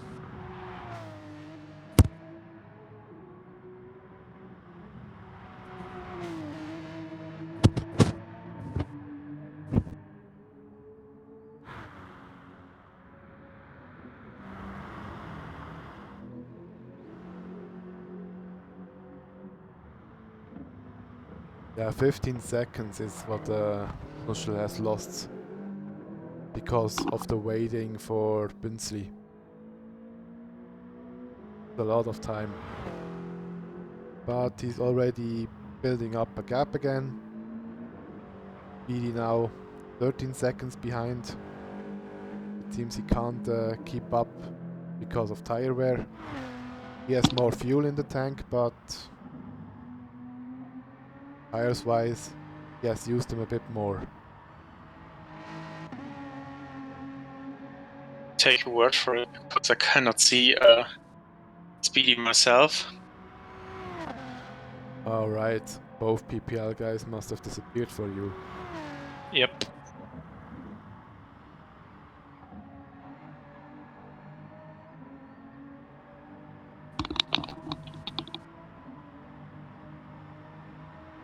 Apparently Tim has engine damage again. He's in the middle of the Nordschleife. Oh, engine damage again. This is something I notice very often when you have damage once, then you get damage the lap after and the lap after. But it could be that he has wheel problems again. He already wasn't happy in the first stint to have problems with the wheel, and it seems it could be the same case again. Interestingly, Tim has no bumper damage, only wheel and engine. Very creative way to damage the car. Very unique. Yes, that's very odd, definitely. And Vanessa now with the Tim reacting very fair. And now Dachu is coming. That's him through as well. Well done. Our player is 5 minutes behind Tim, and he seems to be on the toilet or something because he's ghosted. No engine damage, but both bumpers are damaged and both left wheels are damaged. I can remember in the last race he has driven in Le Mans that he had to do 2 stints in a row because some drivers from our team did a... Okay, now Tim has left the room. Okay, yeah, for me as well. I think if it was because of technical issues like the steering wheel, that's no point in continuing, because you cannot properly race, and you're just a danger to other drivers. I understand that. I'm sorry for Tim, because you practice, you want to do the race, and there's something completely out of your control. What you can do that ruins this. Yeah, and hopefully you can find a fix for that. and additionally, he has done comparatively well. He has done comparatively well compared to his teammates. So it's a shame that he had technical issues, but maybe this is a Trustmaster thing, and I don't trust the Trustmaster for my life. Okay, but yeah, you are aware of the story. Similar things happened to me with Fanatec wheels, so I guess I'm not that aware of it. really, in the former league where Conf and I raced, there was a race at Dragon Trail Seaside, and I don't know, 5 minutes before the end of the race, I was in the lead. My wheel disconnected, and the in-game wheel started to turn right and gave me engine damage. And I was in the lead. I had to pit, and I don't know. I finished the race maybe in 8th position. Lost about, I don't know, 20 points, and ultimately that cost me the championship for that season. And it also happened here in the DES about a year ago when we did the race at Mount Panorama Bathurst. Down the hill, I think the 3rd or 4th of the S corners, it just disconnected. I drove straight into the wall, had engine damage, and I don't know, lost 1.5 minutes or something like that. And that cost the DLL team 1 position in the overall standings. Ouch. Yeah, that's unfortunate. But I have to say, I also have the same bad luck streak with Trustmaster controllers and wheels. I once had a present from my late nonno. He gave me a Ferrari controller. 1 month later, one of the digital arrows didn't work anymore. And I can't repair it. You need a different switch or a different body to repair it. And also I had a wheel, a Trustmaster wheel. After 4 months, one of the force feedback engines just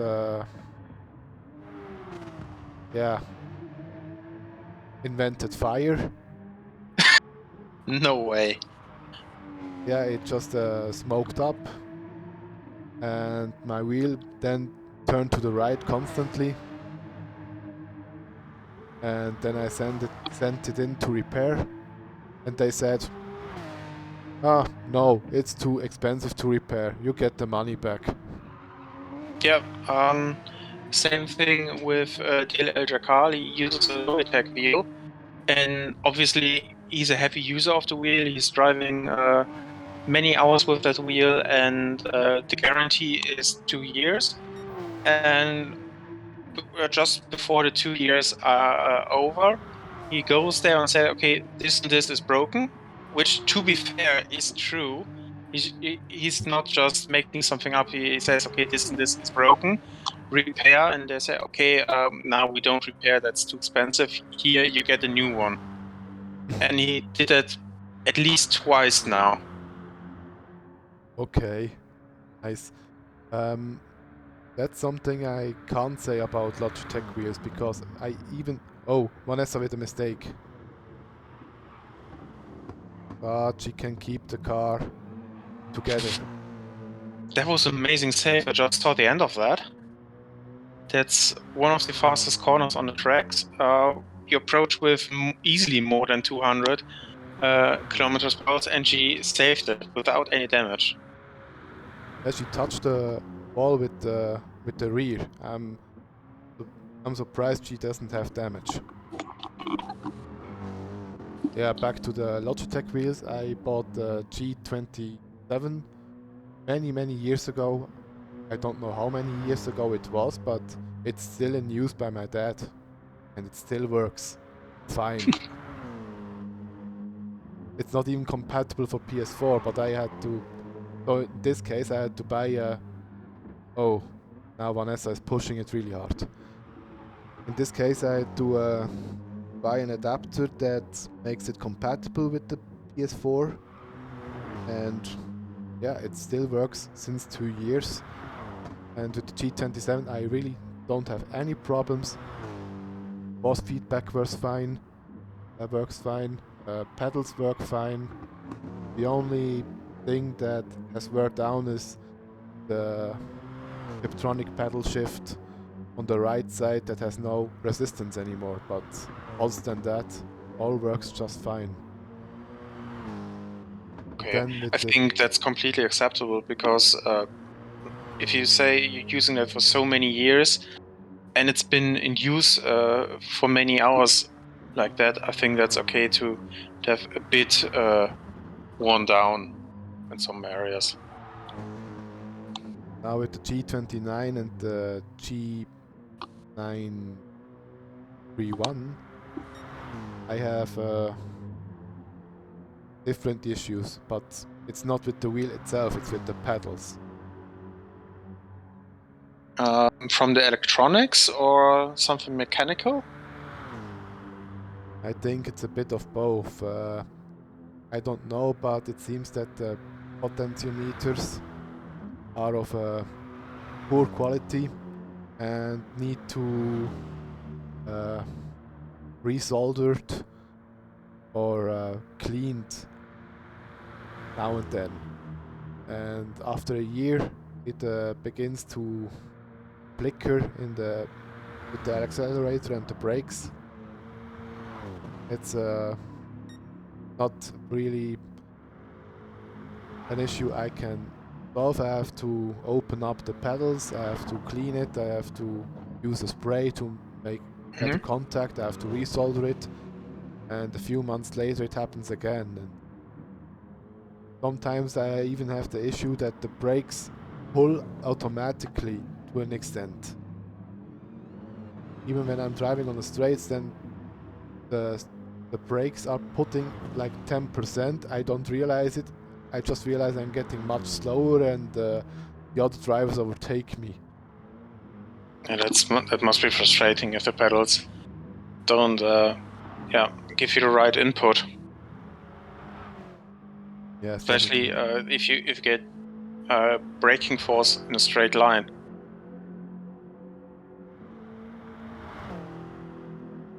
Yeah, but I think when I have a new job and finally have the money, I will switch to Fanatec.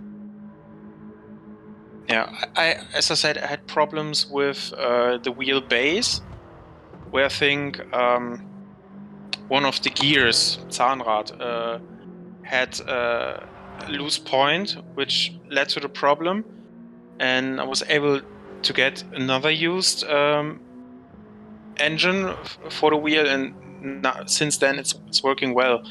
But Fanatec is more expensive, yes, but the quality is on a different level to what I've seen at Thrustmasters and Logitech. Yeah, and then we have Logitech. It's pretty cheap or not expensive. Quality is okay. Then we have Trustmasters.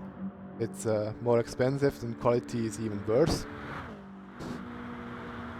And with Fanatec, I'm only hearing more or less positive feedback. Also from many RC members. Pop is probably the main sponsor of Fanatec because he has so many wheels at home that he could open up a museum. No, really, this guy has so many wheels. He has a BMW M3 GT2 wheel, he has Ferrari wheels, he has F1 wheels. Anything you can imagine, he has it. Okay. I've purchased the Fanatec DD Pro, and with that comes the Gran Turismo Langrad wheel, which is obviously completely round. I'm using now a Formula style wheel. I have to look what's better. Other way, if the Formula wheel feels better, I'm keep using this. But I don't see the point in using so many kind of wheels. But okay, it probably is a nice collection. Yeah, he then switches wheels according to the situation and discipline. And I also heard from Comrade that he also have a new wheel and new pedals, and since then he has gained about half a second. Okay, this is something interesting. It felt to me that I didn't gain time switching to Fanatec. Before that, I had a Thrustmasters. I didn't gain time, but I was more secure. I felt more confident, and the consistency went up.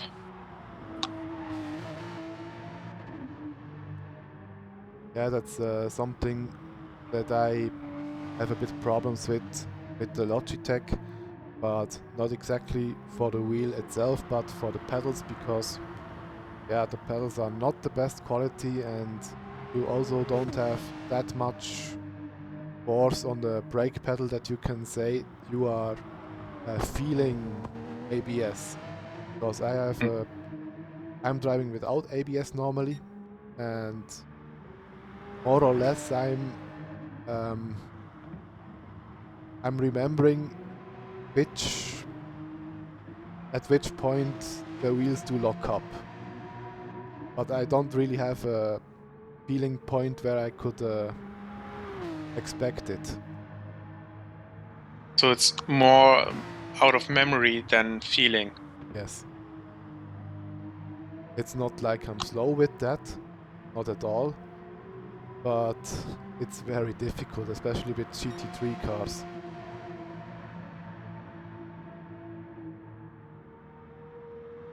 That's why I envy Comrade a bit, since he had a new pedal. He says he can feel when the ABS kicks in, he can feel when the wheels lock up, and that would help so massively. Yep. Because now you can't react. You have an idea what's about to happen, but you have to think about, okay, probably the tires are going to do this. Probably it's going to feel like this for the car. It's going to shift a bit of honesty, but you're anticipating. You don't know what's happening. You can't feel it and react because of this. Yes, We have a exactly. mistake from Joe. He's in the wall. Front bumper and front wheel is damaged. Looked really like a big impact. Luckily, no engine damage for him. Yeah. Yeah, it's a bit of luck, because these cars with the front engine are very prone to get engine damage if you crash with the fronts, and I'd say 80% of crashes are with the front. Yep, that's usually the way things happen. Bit lucky there. Another reason why I prefer MR cars, because you have to crash it with the back to get damage. How about that? Just don't crash. Problem solved. I never considered this option.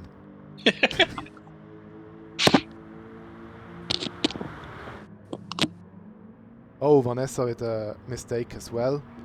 Nuschel has just avoided her. And Florian has now gone into P4.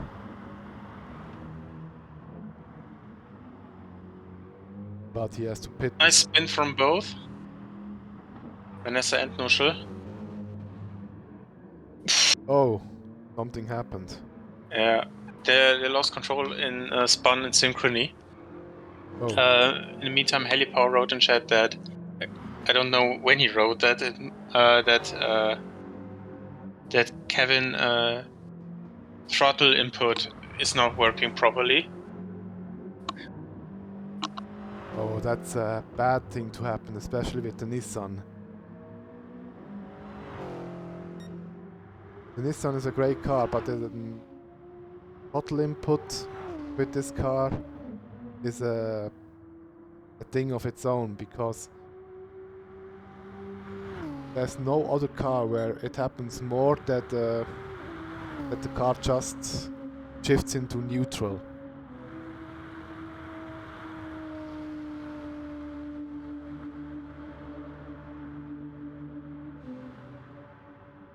You get what I mean? No, not really. Problem with the Nissan is that if you brake and try to accelerate, sometimes the car goes like into neutral gear, and then you have to activate the throttle to get the gear in again, Okay. or otherwise it could spin.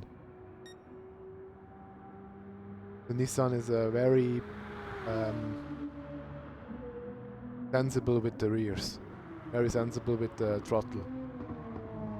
Can't believe that lap time. It was an outlap, that's the reason why it's a bit quicker, but it says an 8:01 outlap time for Bünzli. Yeah, he also has less fuel in the tank, of course. This should give him 1 or 1.5 seconds. Pretty impressive though.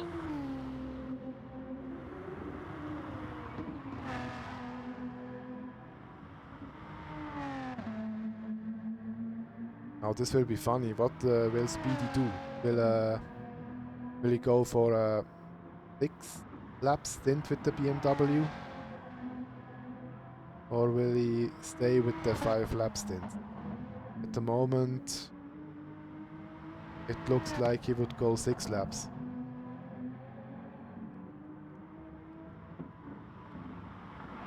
The same. 6 laps, you're definitely on the safe side.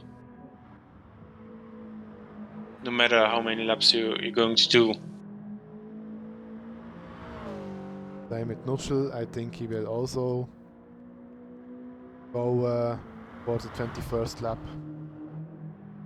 And with Dachu, I don't know if he can still manage to drive the 21st lap, but you never know. I also thought it wasn't possible, but even though I had an incident, I had a crash with someone, I was still able to more or less go a 21st lap until I decided to pit for a splash and dash to not roll out in the 21st lap. Dachu isn't that far off Nurschel, 40 seconds, and Nurschel has damage, so either he's going to stop now and have to take repairs, or he is continuing to drive and live with the damage, so Dachu could come closer to him. Ja, we need to see. Ali schreibt, Bünzli attackte 8:02. Let's see, he's currently on a PB pace. 1/10 better, but he needs to find 7 or 8 tenths more to get into the twos. Dorian now in the pits. Will probably be his last pit stop. Should refuel for 4 laps.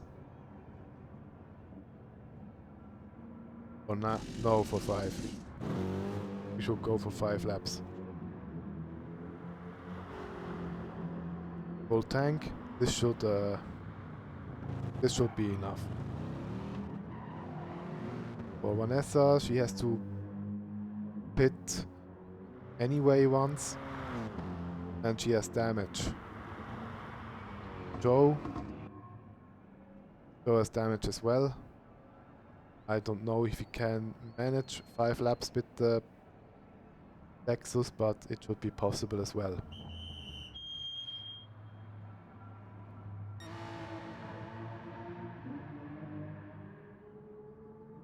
It's 8.3 seconds now between Dom and Lexus.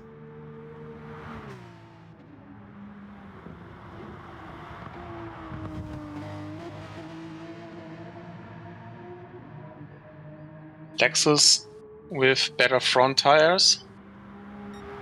Dom really using the front tires more aggressively.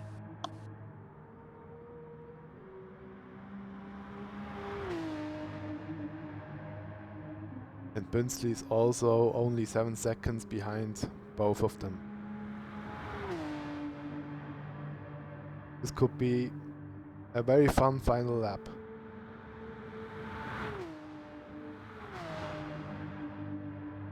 Getting something to drink and be back in a minute or two.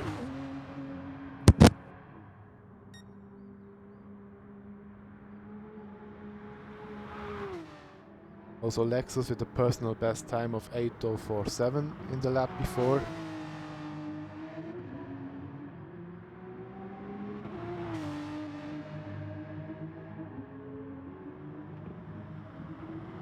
Yeah, I gotta say, RX, both RX teams and die 4 lustigen 5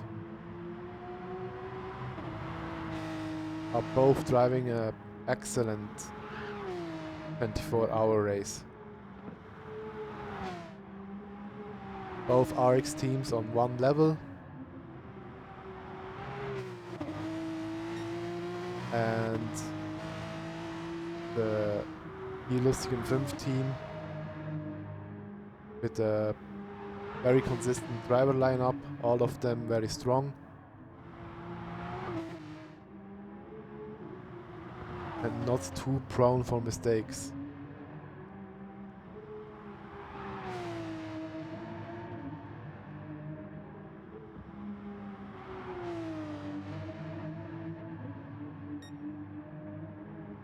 But Bünzli is pushing it. 0.3 of a second faster. Won't be enough for a 8:02. But maybe he can do some magic in the last 3 sectors.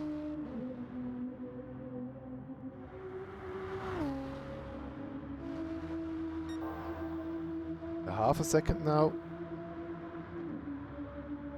And you can also gain a lot of time in this in these particular corners. Not using much curb here. It could have gone more aggressively here.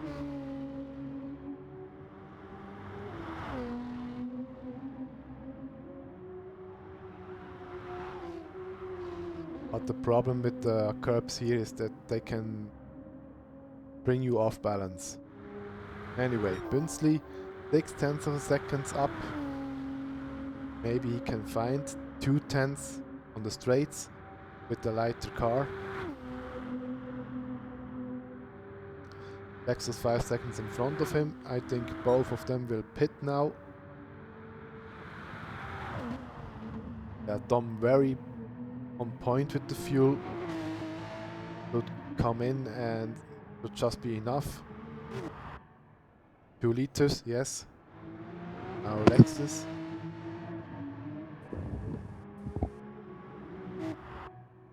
$12 and Bünzli with the 8:032.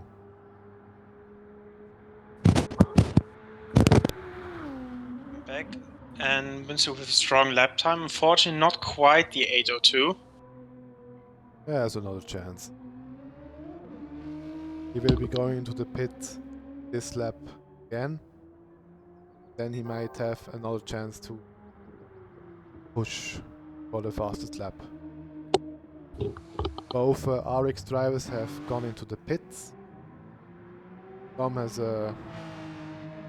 quite filled up his tank up to the brim, and Lexus has refilled a bit less. Now 7 seconds between these two. And yeah, it seems that all three drivers will come pretty close at the end of the stint.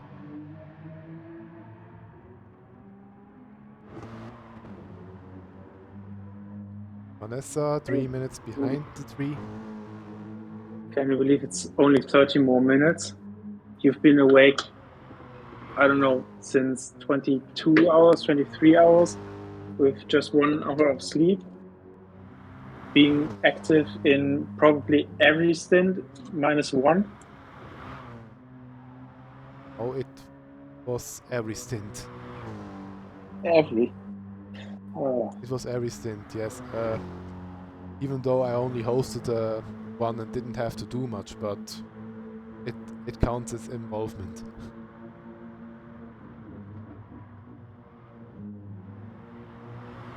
And I think the most troublesome stint was the 5th one, because I had problems with people getting into the lobby. We had Smoker Boss and Tornado that both couldn't start the race because they were glitched. We tried to restart like 4 times. I had to cut down the stints to 2 hours to keep our schedule in time.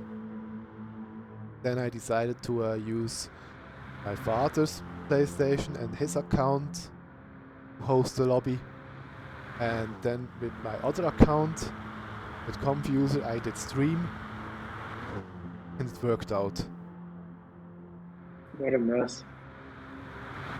And then for the 6th stint, I tried to go to sleep, but then you had internet problems. Then I woke up, saw that you had internet problems, and decided to help. I think when I go home, I clearly deserve a beer.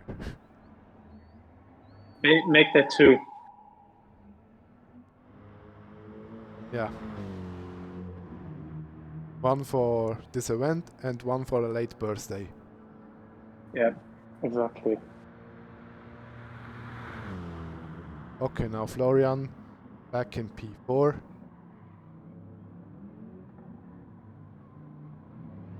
He will very probably be able to drive to the end with this stint. He doesn't need to refuel. Vanessa also doesn't need to refuel anymore. And if she drifts around the corners like that, I don't think she won't be able to catch Florian. That's 25 seconds. It's going to be a very hard job. Joe for BNR also doing good.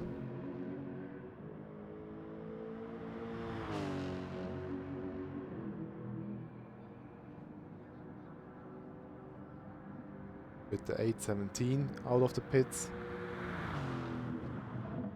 8 minutes in front of Nuschel. Nuschel 4 seconds in front of Speedy.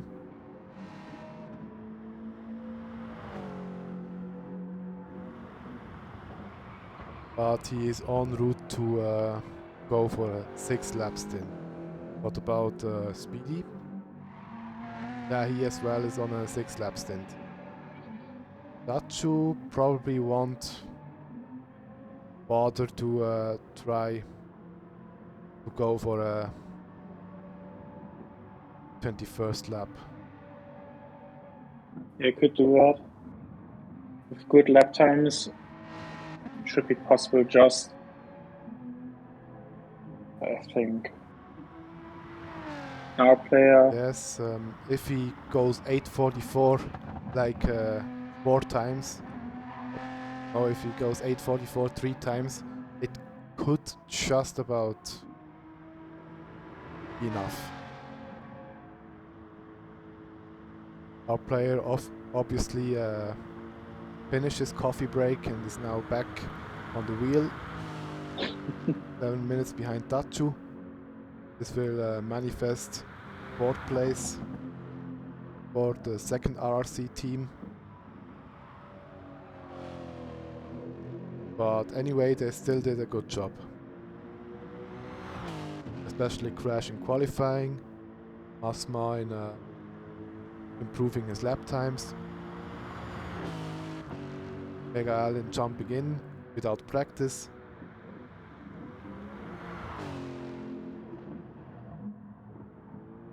And our player being on controller, being handicapped a bit. Also a good performance from him.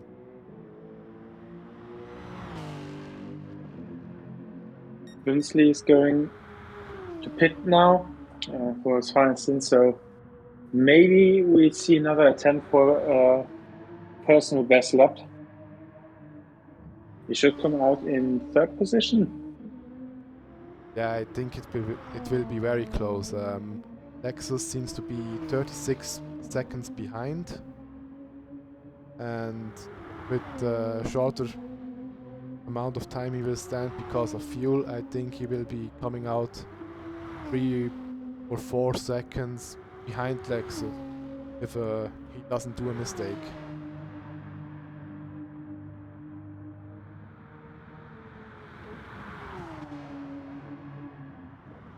In any case, these 3 drivers will be very close for the finish. Incredible. You drive for more than 2.5 hours, 3 hours, and there's so little separating them.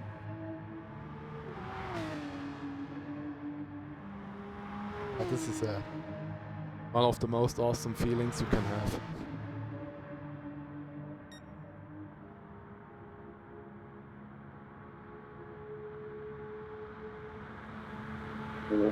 Winsley in the pit lane. Both Eric's Porsches on Döttinger Höhe. One last set of tires.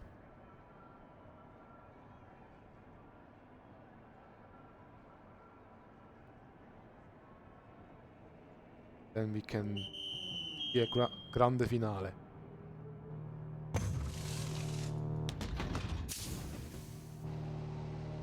Fuel. Dom now on the start-finish line, starting lap 20. Lexus Enjoyer also going past. Yeah, indeed. Coming out 2 seconds or so in front of Winsley.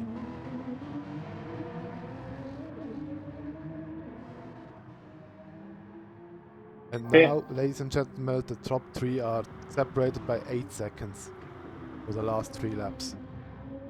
That's probably going down because Winsley is giving it now everything to pass Lexus in closing that gap. Florian in 4 gets chased by Vanessa, and Vanessa already has eaten a lot of the gap between them. I think they started with 26 seconds or so, it's 19 now. And Vanessa pushing hard.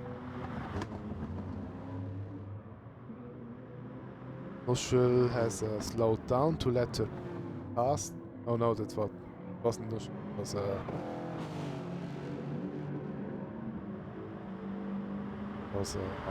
our player.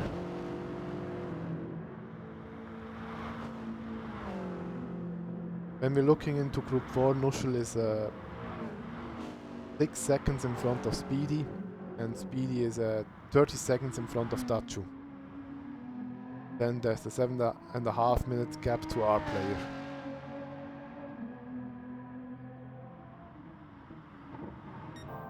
Yep, I can see that on my screen. I'm losing. I'm shy of 2 cars. I'm losing both PPL drivers.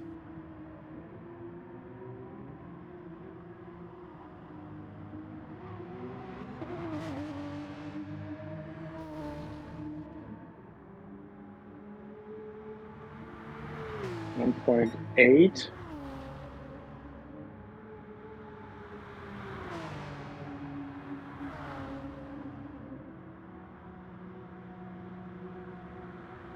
It will be great last 20 minutes. Winsley with best tires, probably the best pace. The third position with the chance of taking the victory here.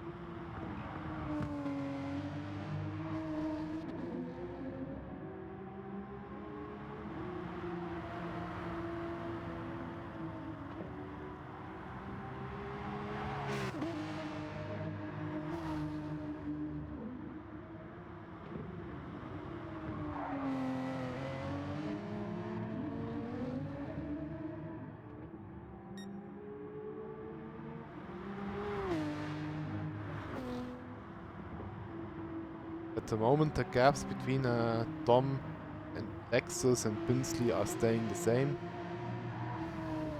Although Binsley is catching up a little, but not much.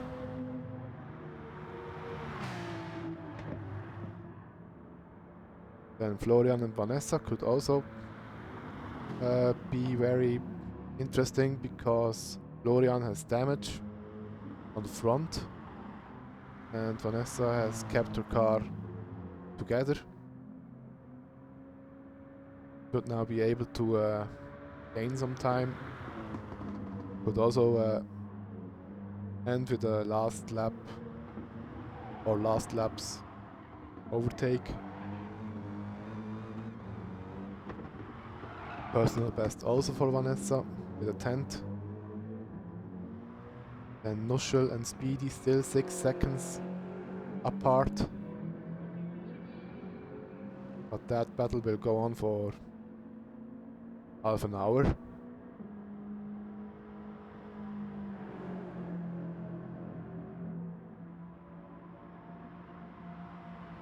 And yeah, Dachu pushing it. Still 27 seconds behind and they just finished the lap with about enough time. But if he really pushes for it, probably could drive a 21st lap still. Yeah, the lap time is really good. Improved by about 2 seconds from the lap before that. I'm curious if he can hold the pace because of tire wear. That will be, I think, the make or break for him.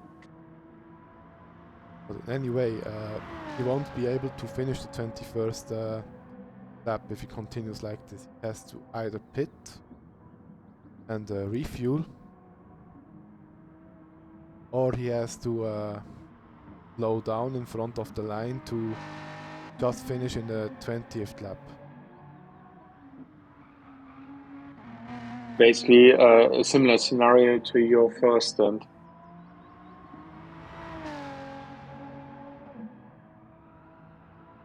Binsley is almost close enough to get the slipstream. I think with about 8/10 or so, you are catching the slipstream. He's a bit too far from that, or really has to risk something here. Perfect corner. And he's gaining a bit. Yeah, but Lexus had a really good exit here. Now Winsley has to rely on the Nissan power to get into the slipstream, but it won't be enough to overtake him here.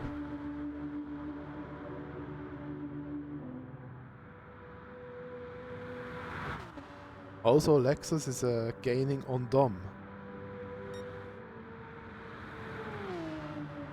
It's like they purposely are slowing down to make it a three-way battle in the last lap of the last stint. Can we have a three-way photo finish, please? I think it's a bit hard to say that because they are all doing personal bests.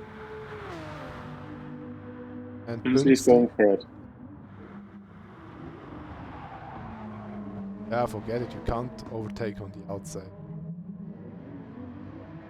Went for a switchback with a better line on the exit, but Lexus just parked the car on the apex, and Winsley had nowhere to go. Of course, it's good for Dom because he can gain some time from this. But yeah, personal best for Lexus, just about. It's a 8:04.719. He was about 3/4 of a tenth faster than in lap 17. Power of the Nissan is just incredible. I think Winsley is going for a move on the GP circuit because he's aware that he has no good overtaking opportunities on the Nordschleife, far from Döttinger Höhe. He has the outside line, which is not ideal.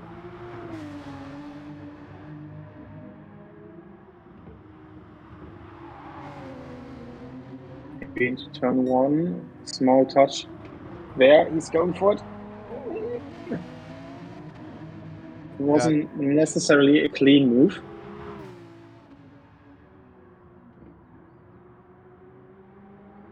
I think that was payback for the move from Lexus last time, and Lexus didn't like that one bit and gave him the same medicine back. And Tom is laughing. Laughing. Smiling? Tom is smiling in front of him, yes. I would say laughing, but I can't pronounce it well. Maybe now a chance for Winsley to overtake.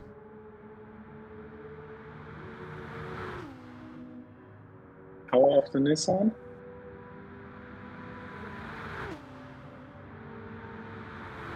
It's so close, dangerous for this corner. He thinks the better of it. He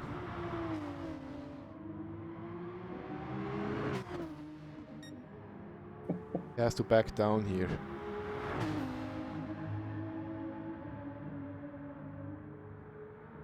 It's insanely difficult to overtake here on a circuit where just two cars next to each other have room. It's like Monaco in there, just without the walls right next to you, with a bit of grass between them. Yeah, a meter of grass, and then comes the wall. He's so close behind. Maybe here after Metzgersfeld corner.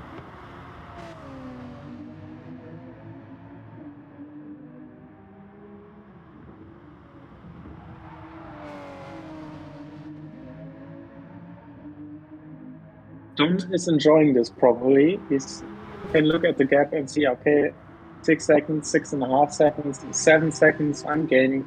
Thank you very much.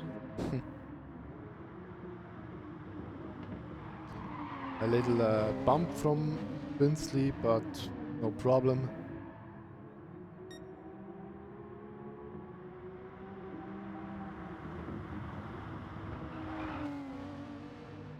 Alexis using a different line blocking, but got out of shape for that corner and now pushed Bünzli right, and I think lost control of his car doing this. Yeah, well, he tried, but this couldn't go for eternity. It's just too narrow, it's just too difficult of a track to overtake here. But maybe Lexus can now, in the slipstream, get another chance. Gaining a bit. I think all Bünzli has to do is position his car somewhere in the middle, and there's no way Lexus can go for a move before this corner.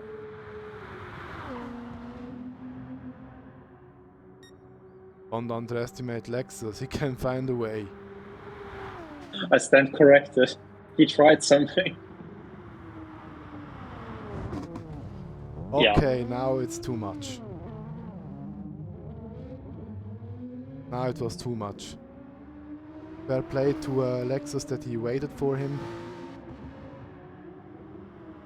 But it doesn't seem like Bünzli will win this stint. To be fair, I think after the first of the lap, he was too far behind for that to begin with. But yeah, especially that last move was over the top aggressive. Absolutely. And there was no real opportunity. He was far behind, and I think he should have acknowledged that he was beaten by Bünzli at this point, and just give up the position or wait for Döttinger for another chance.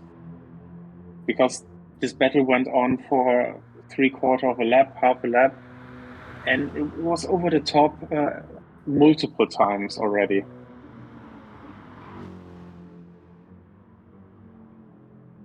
I have scrolled to the field a bit.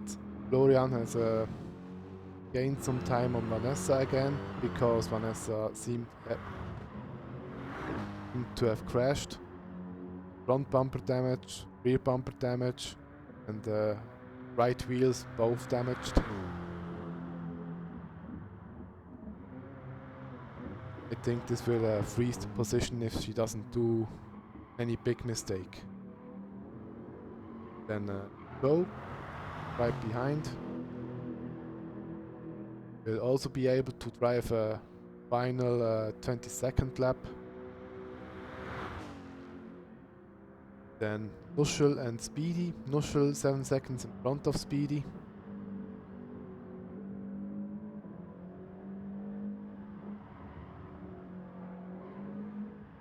And 20 seconds in front of Dashu,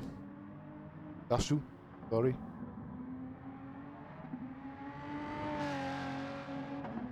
That's incredible what Dashu can do. So much faster. Yeah. Remember, at one point he had engine damage and was more or less 1 minute or even 2 minutes behind. Yeah, it's impressive how much time he was able to get back. It makes you wonder what could have been for him. Bit unfortunate. I think, yeah, he put on a great performance after that. And our player will be able to drive a 20th lap. He has rear damage, unfortunately.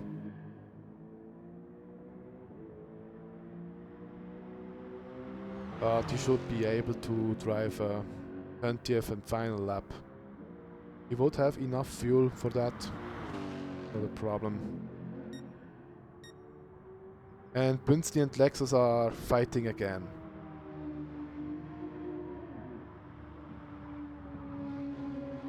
This will be the last lap for them. And I think Dom can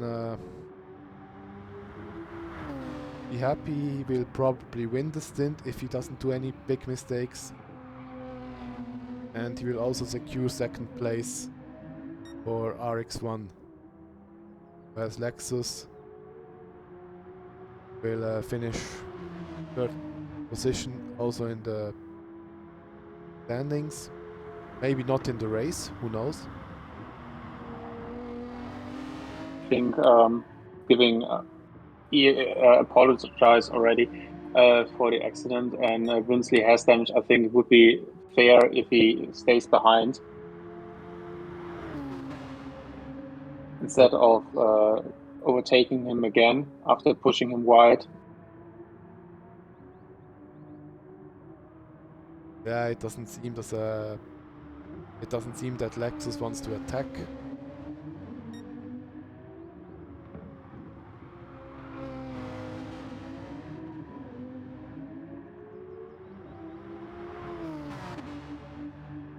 And in the end it was very aggressive from him, but at least he tried. It could have gone well, but it was too risky. Fair play to him that he stays behind him.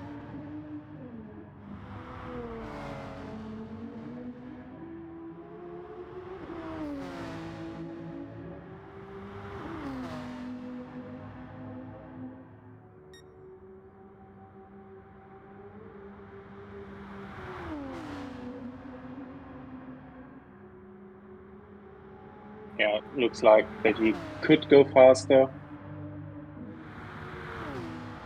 But for example, here I think he's bump drafting the Nissan. Effectively trying to help Brinsley instead of going for a move here. He also went off the accelerator when he approached him. We'll see, maybe he'll overtake him on the final straight. Please not here. That's not going to work. That's the that's the least favorable spot for an overtake. Yes, it is. And then it can invite you to try to overtake here, but again, the track is so narrow here. I really wouldn't recommend attacking there unless you are absolutely sure that you can trust your opponent. What do we learn? Never trust Confi.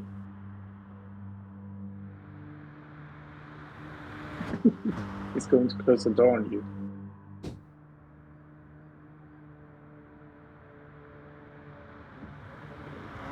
Just kidding, obviously.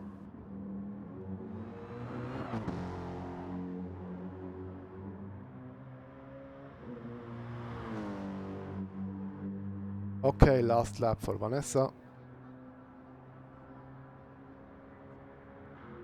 And also a last lap for Joe.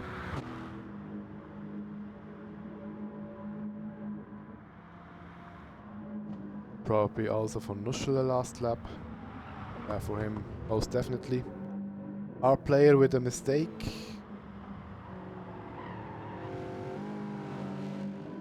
And he has been lapped. Yeah, that's the last lap for both of them. Nuschel will very probably also make a 21st lap. And our player will do a 20th. I'd say.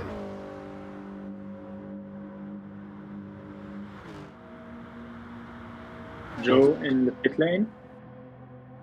Repairing damage for the last lap. Okay. You can do that. I wouldn't have done it, but I don't know the gap, so no idea.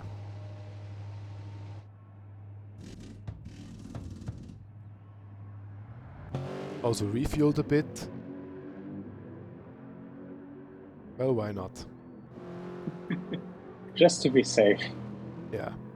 Okay, Nuschel now with the 21st lap. No problem, we'll be doing it. Same with the R player, he will do a 20th lap. Then we have BD. He's doing a 21st lap. And for Dachu, it just doesn't pan out. It was so close, maybe 2 seconds or something like that. Close call, but yeah, congrats to Dachu for finishing and a strong comeback. Yes, absolutely. Especially after engine damage, that's very impressive.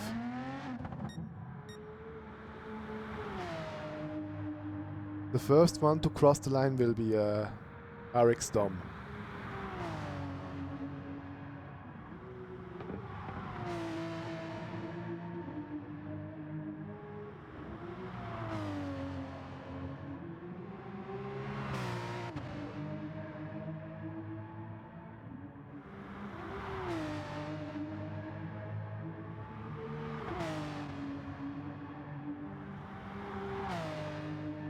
Last time on Döttinger Höhe, he can take a deep breath.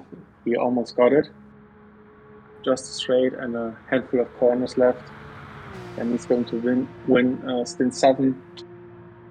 And yeah, finish second in the overall standings.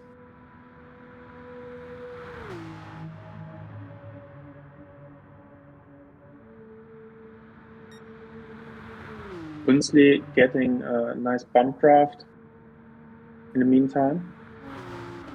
Ah yes, Lexus really doesn't want to overtake.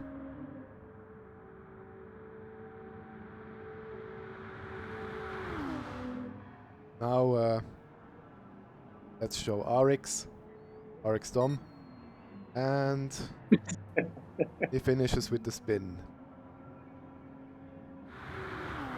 It was a long race, a long. And now to the overall winner, die 4 lustigen 5, with the final stint driver NRC Bünzli, who also did qualifying, the only driver to hit the sub 8-minute lap. Congratulations. Also congrats to Lexus, who finishes in P3.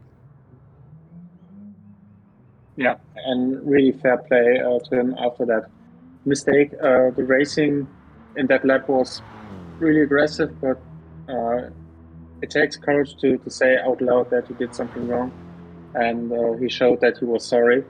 And I think it was the right thing to do and not to take advantage of that. You can also say for him it was a fight for position.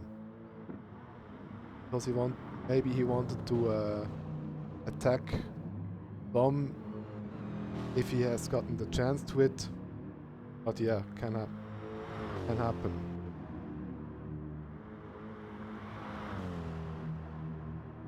Vanessa, in the meantime, somehow managed to get engine damage. So she's trolling rather than racing home. Now every part of the car is broken. Everything. Front damage, rear damage, every wheel is damaged, engine is damaged. I think, yeah, please check. Joe is in P5 on my screen, 44 seconds behind. Yes, indeed. 42. So maybe this could get somewhat close. Yeah, but for first, let's look at Florian. Also finish quite soon.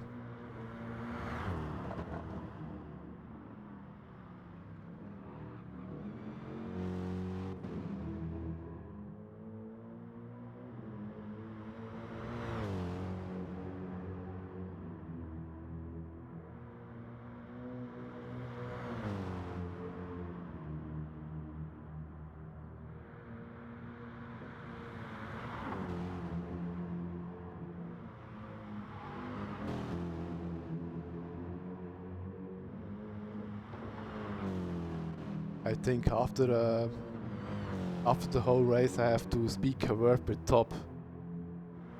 How dare he finish second in his first stint? Give him a hard time. He deserves it. No fun to take money for you, Top. Bad Top. No, just kidding. It would have been absolutely perfect to win every stint, but I think overall, I think it will be a first win for RRC in DES. It has been a long time coming, and this time it should really work out.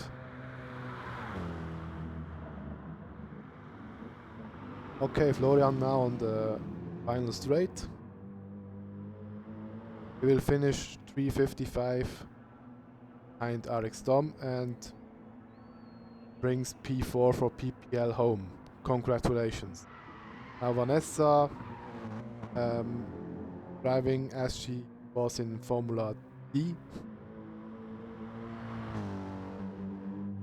I guess I just lost connection from the lobby.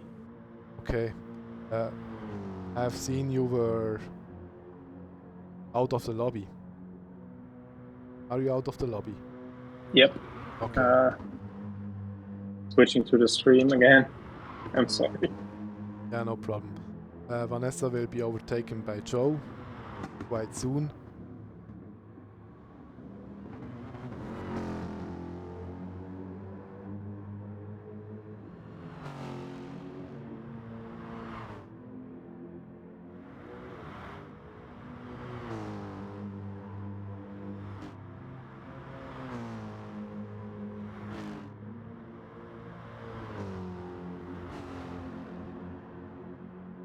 And now Joe is past Vanessa. Looking back at Nuschel, he's in P7, 13 seconds in front of Speedy. And our player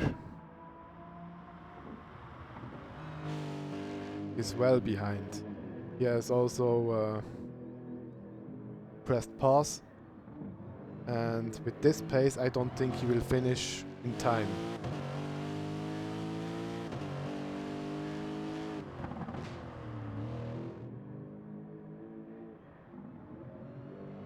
Honestly, don't know why you pressed pause. Really, just continue. Anyway, back to Joe. Finishes in P5. Then Vanessa.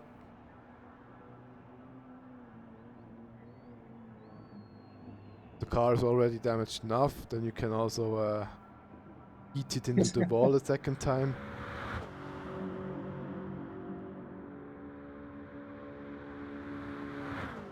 And now for the overall winner in GR4,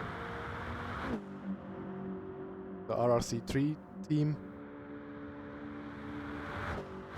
consisting of GTP Nuschel, Fishiman, Top Racer, and the untalented prick that I am.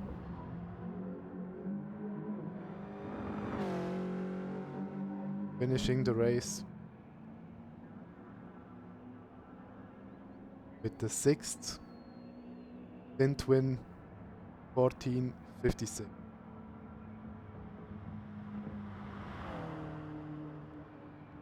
And Speedy 82, Speedy also with a great job.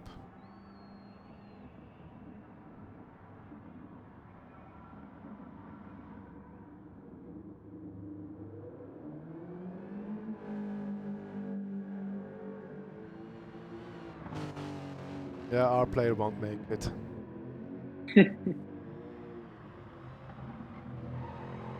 Driving again, but yeah. Even 10 minutes won't be enough for him. Yeah, I guess that's it then. That has been the 24 hours. Quenty, a big thank you. Without you, it wouldn't have been possible on Saturday and today because of the technical issues. You were there all day and all night, and yeah, thank you very much. And please get some rest. If you have a beer, enjoy it. You deserve that. Thank you And very much. Congrats to you and your teams with the overall victory in Group 4. Really well done. Congrats. Yeah, thank you. I will also tell the others that they did a great job. I can't save the replay for the life of me. I hope someone else does it. In the end, I could only save one replay. That's a bit of a bummer.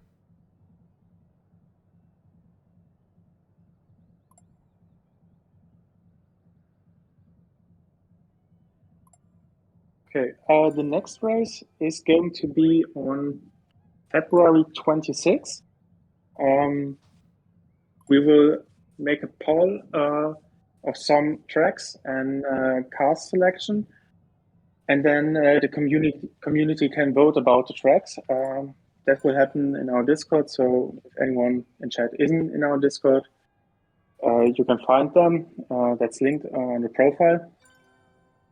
And then we will race one final time on Gran Turismo Sport before Gran Turismo 7 comes out in March. Then we need to look how long it will take to get all Group 3 and Group 4 cars and all other disciplines.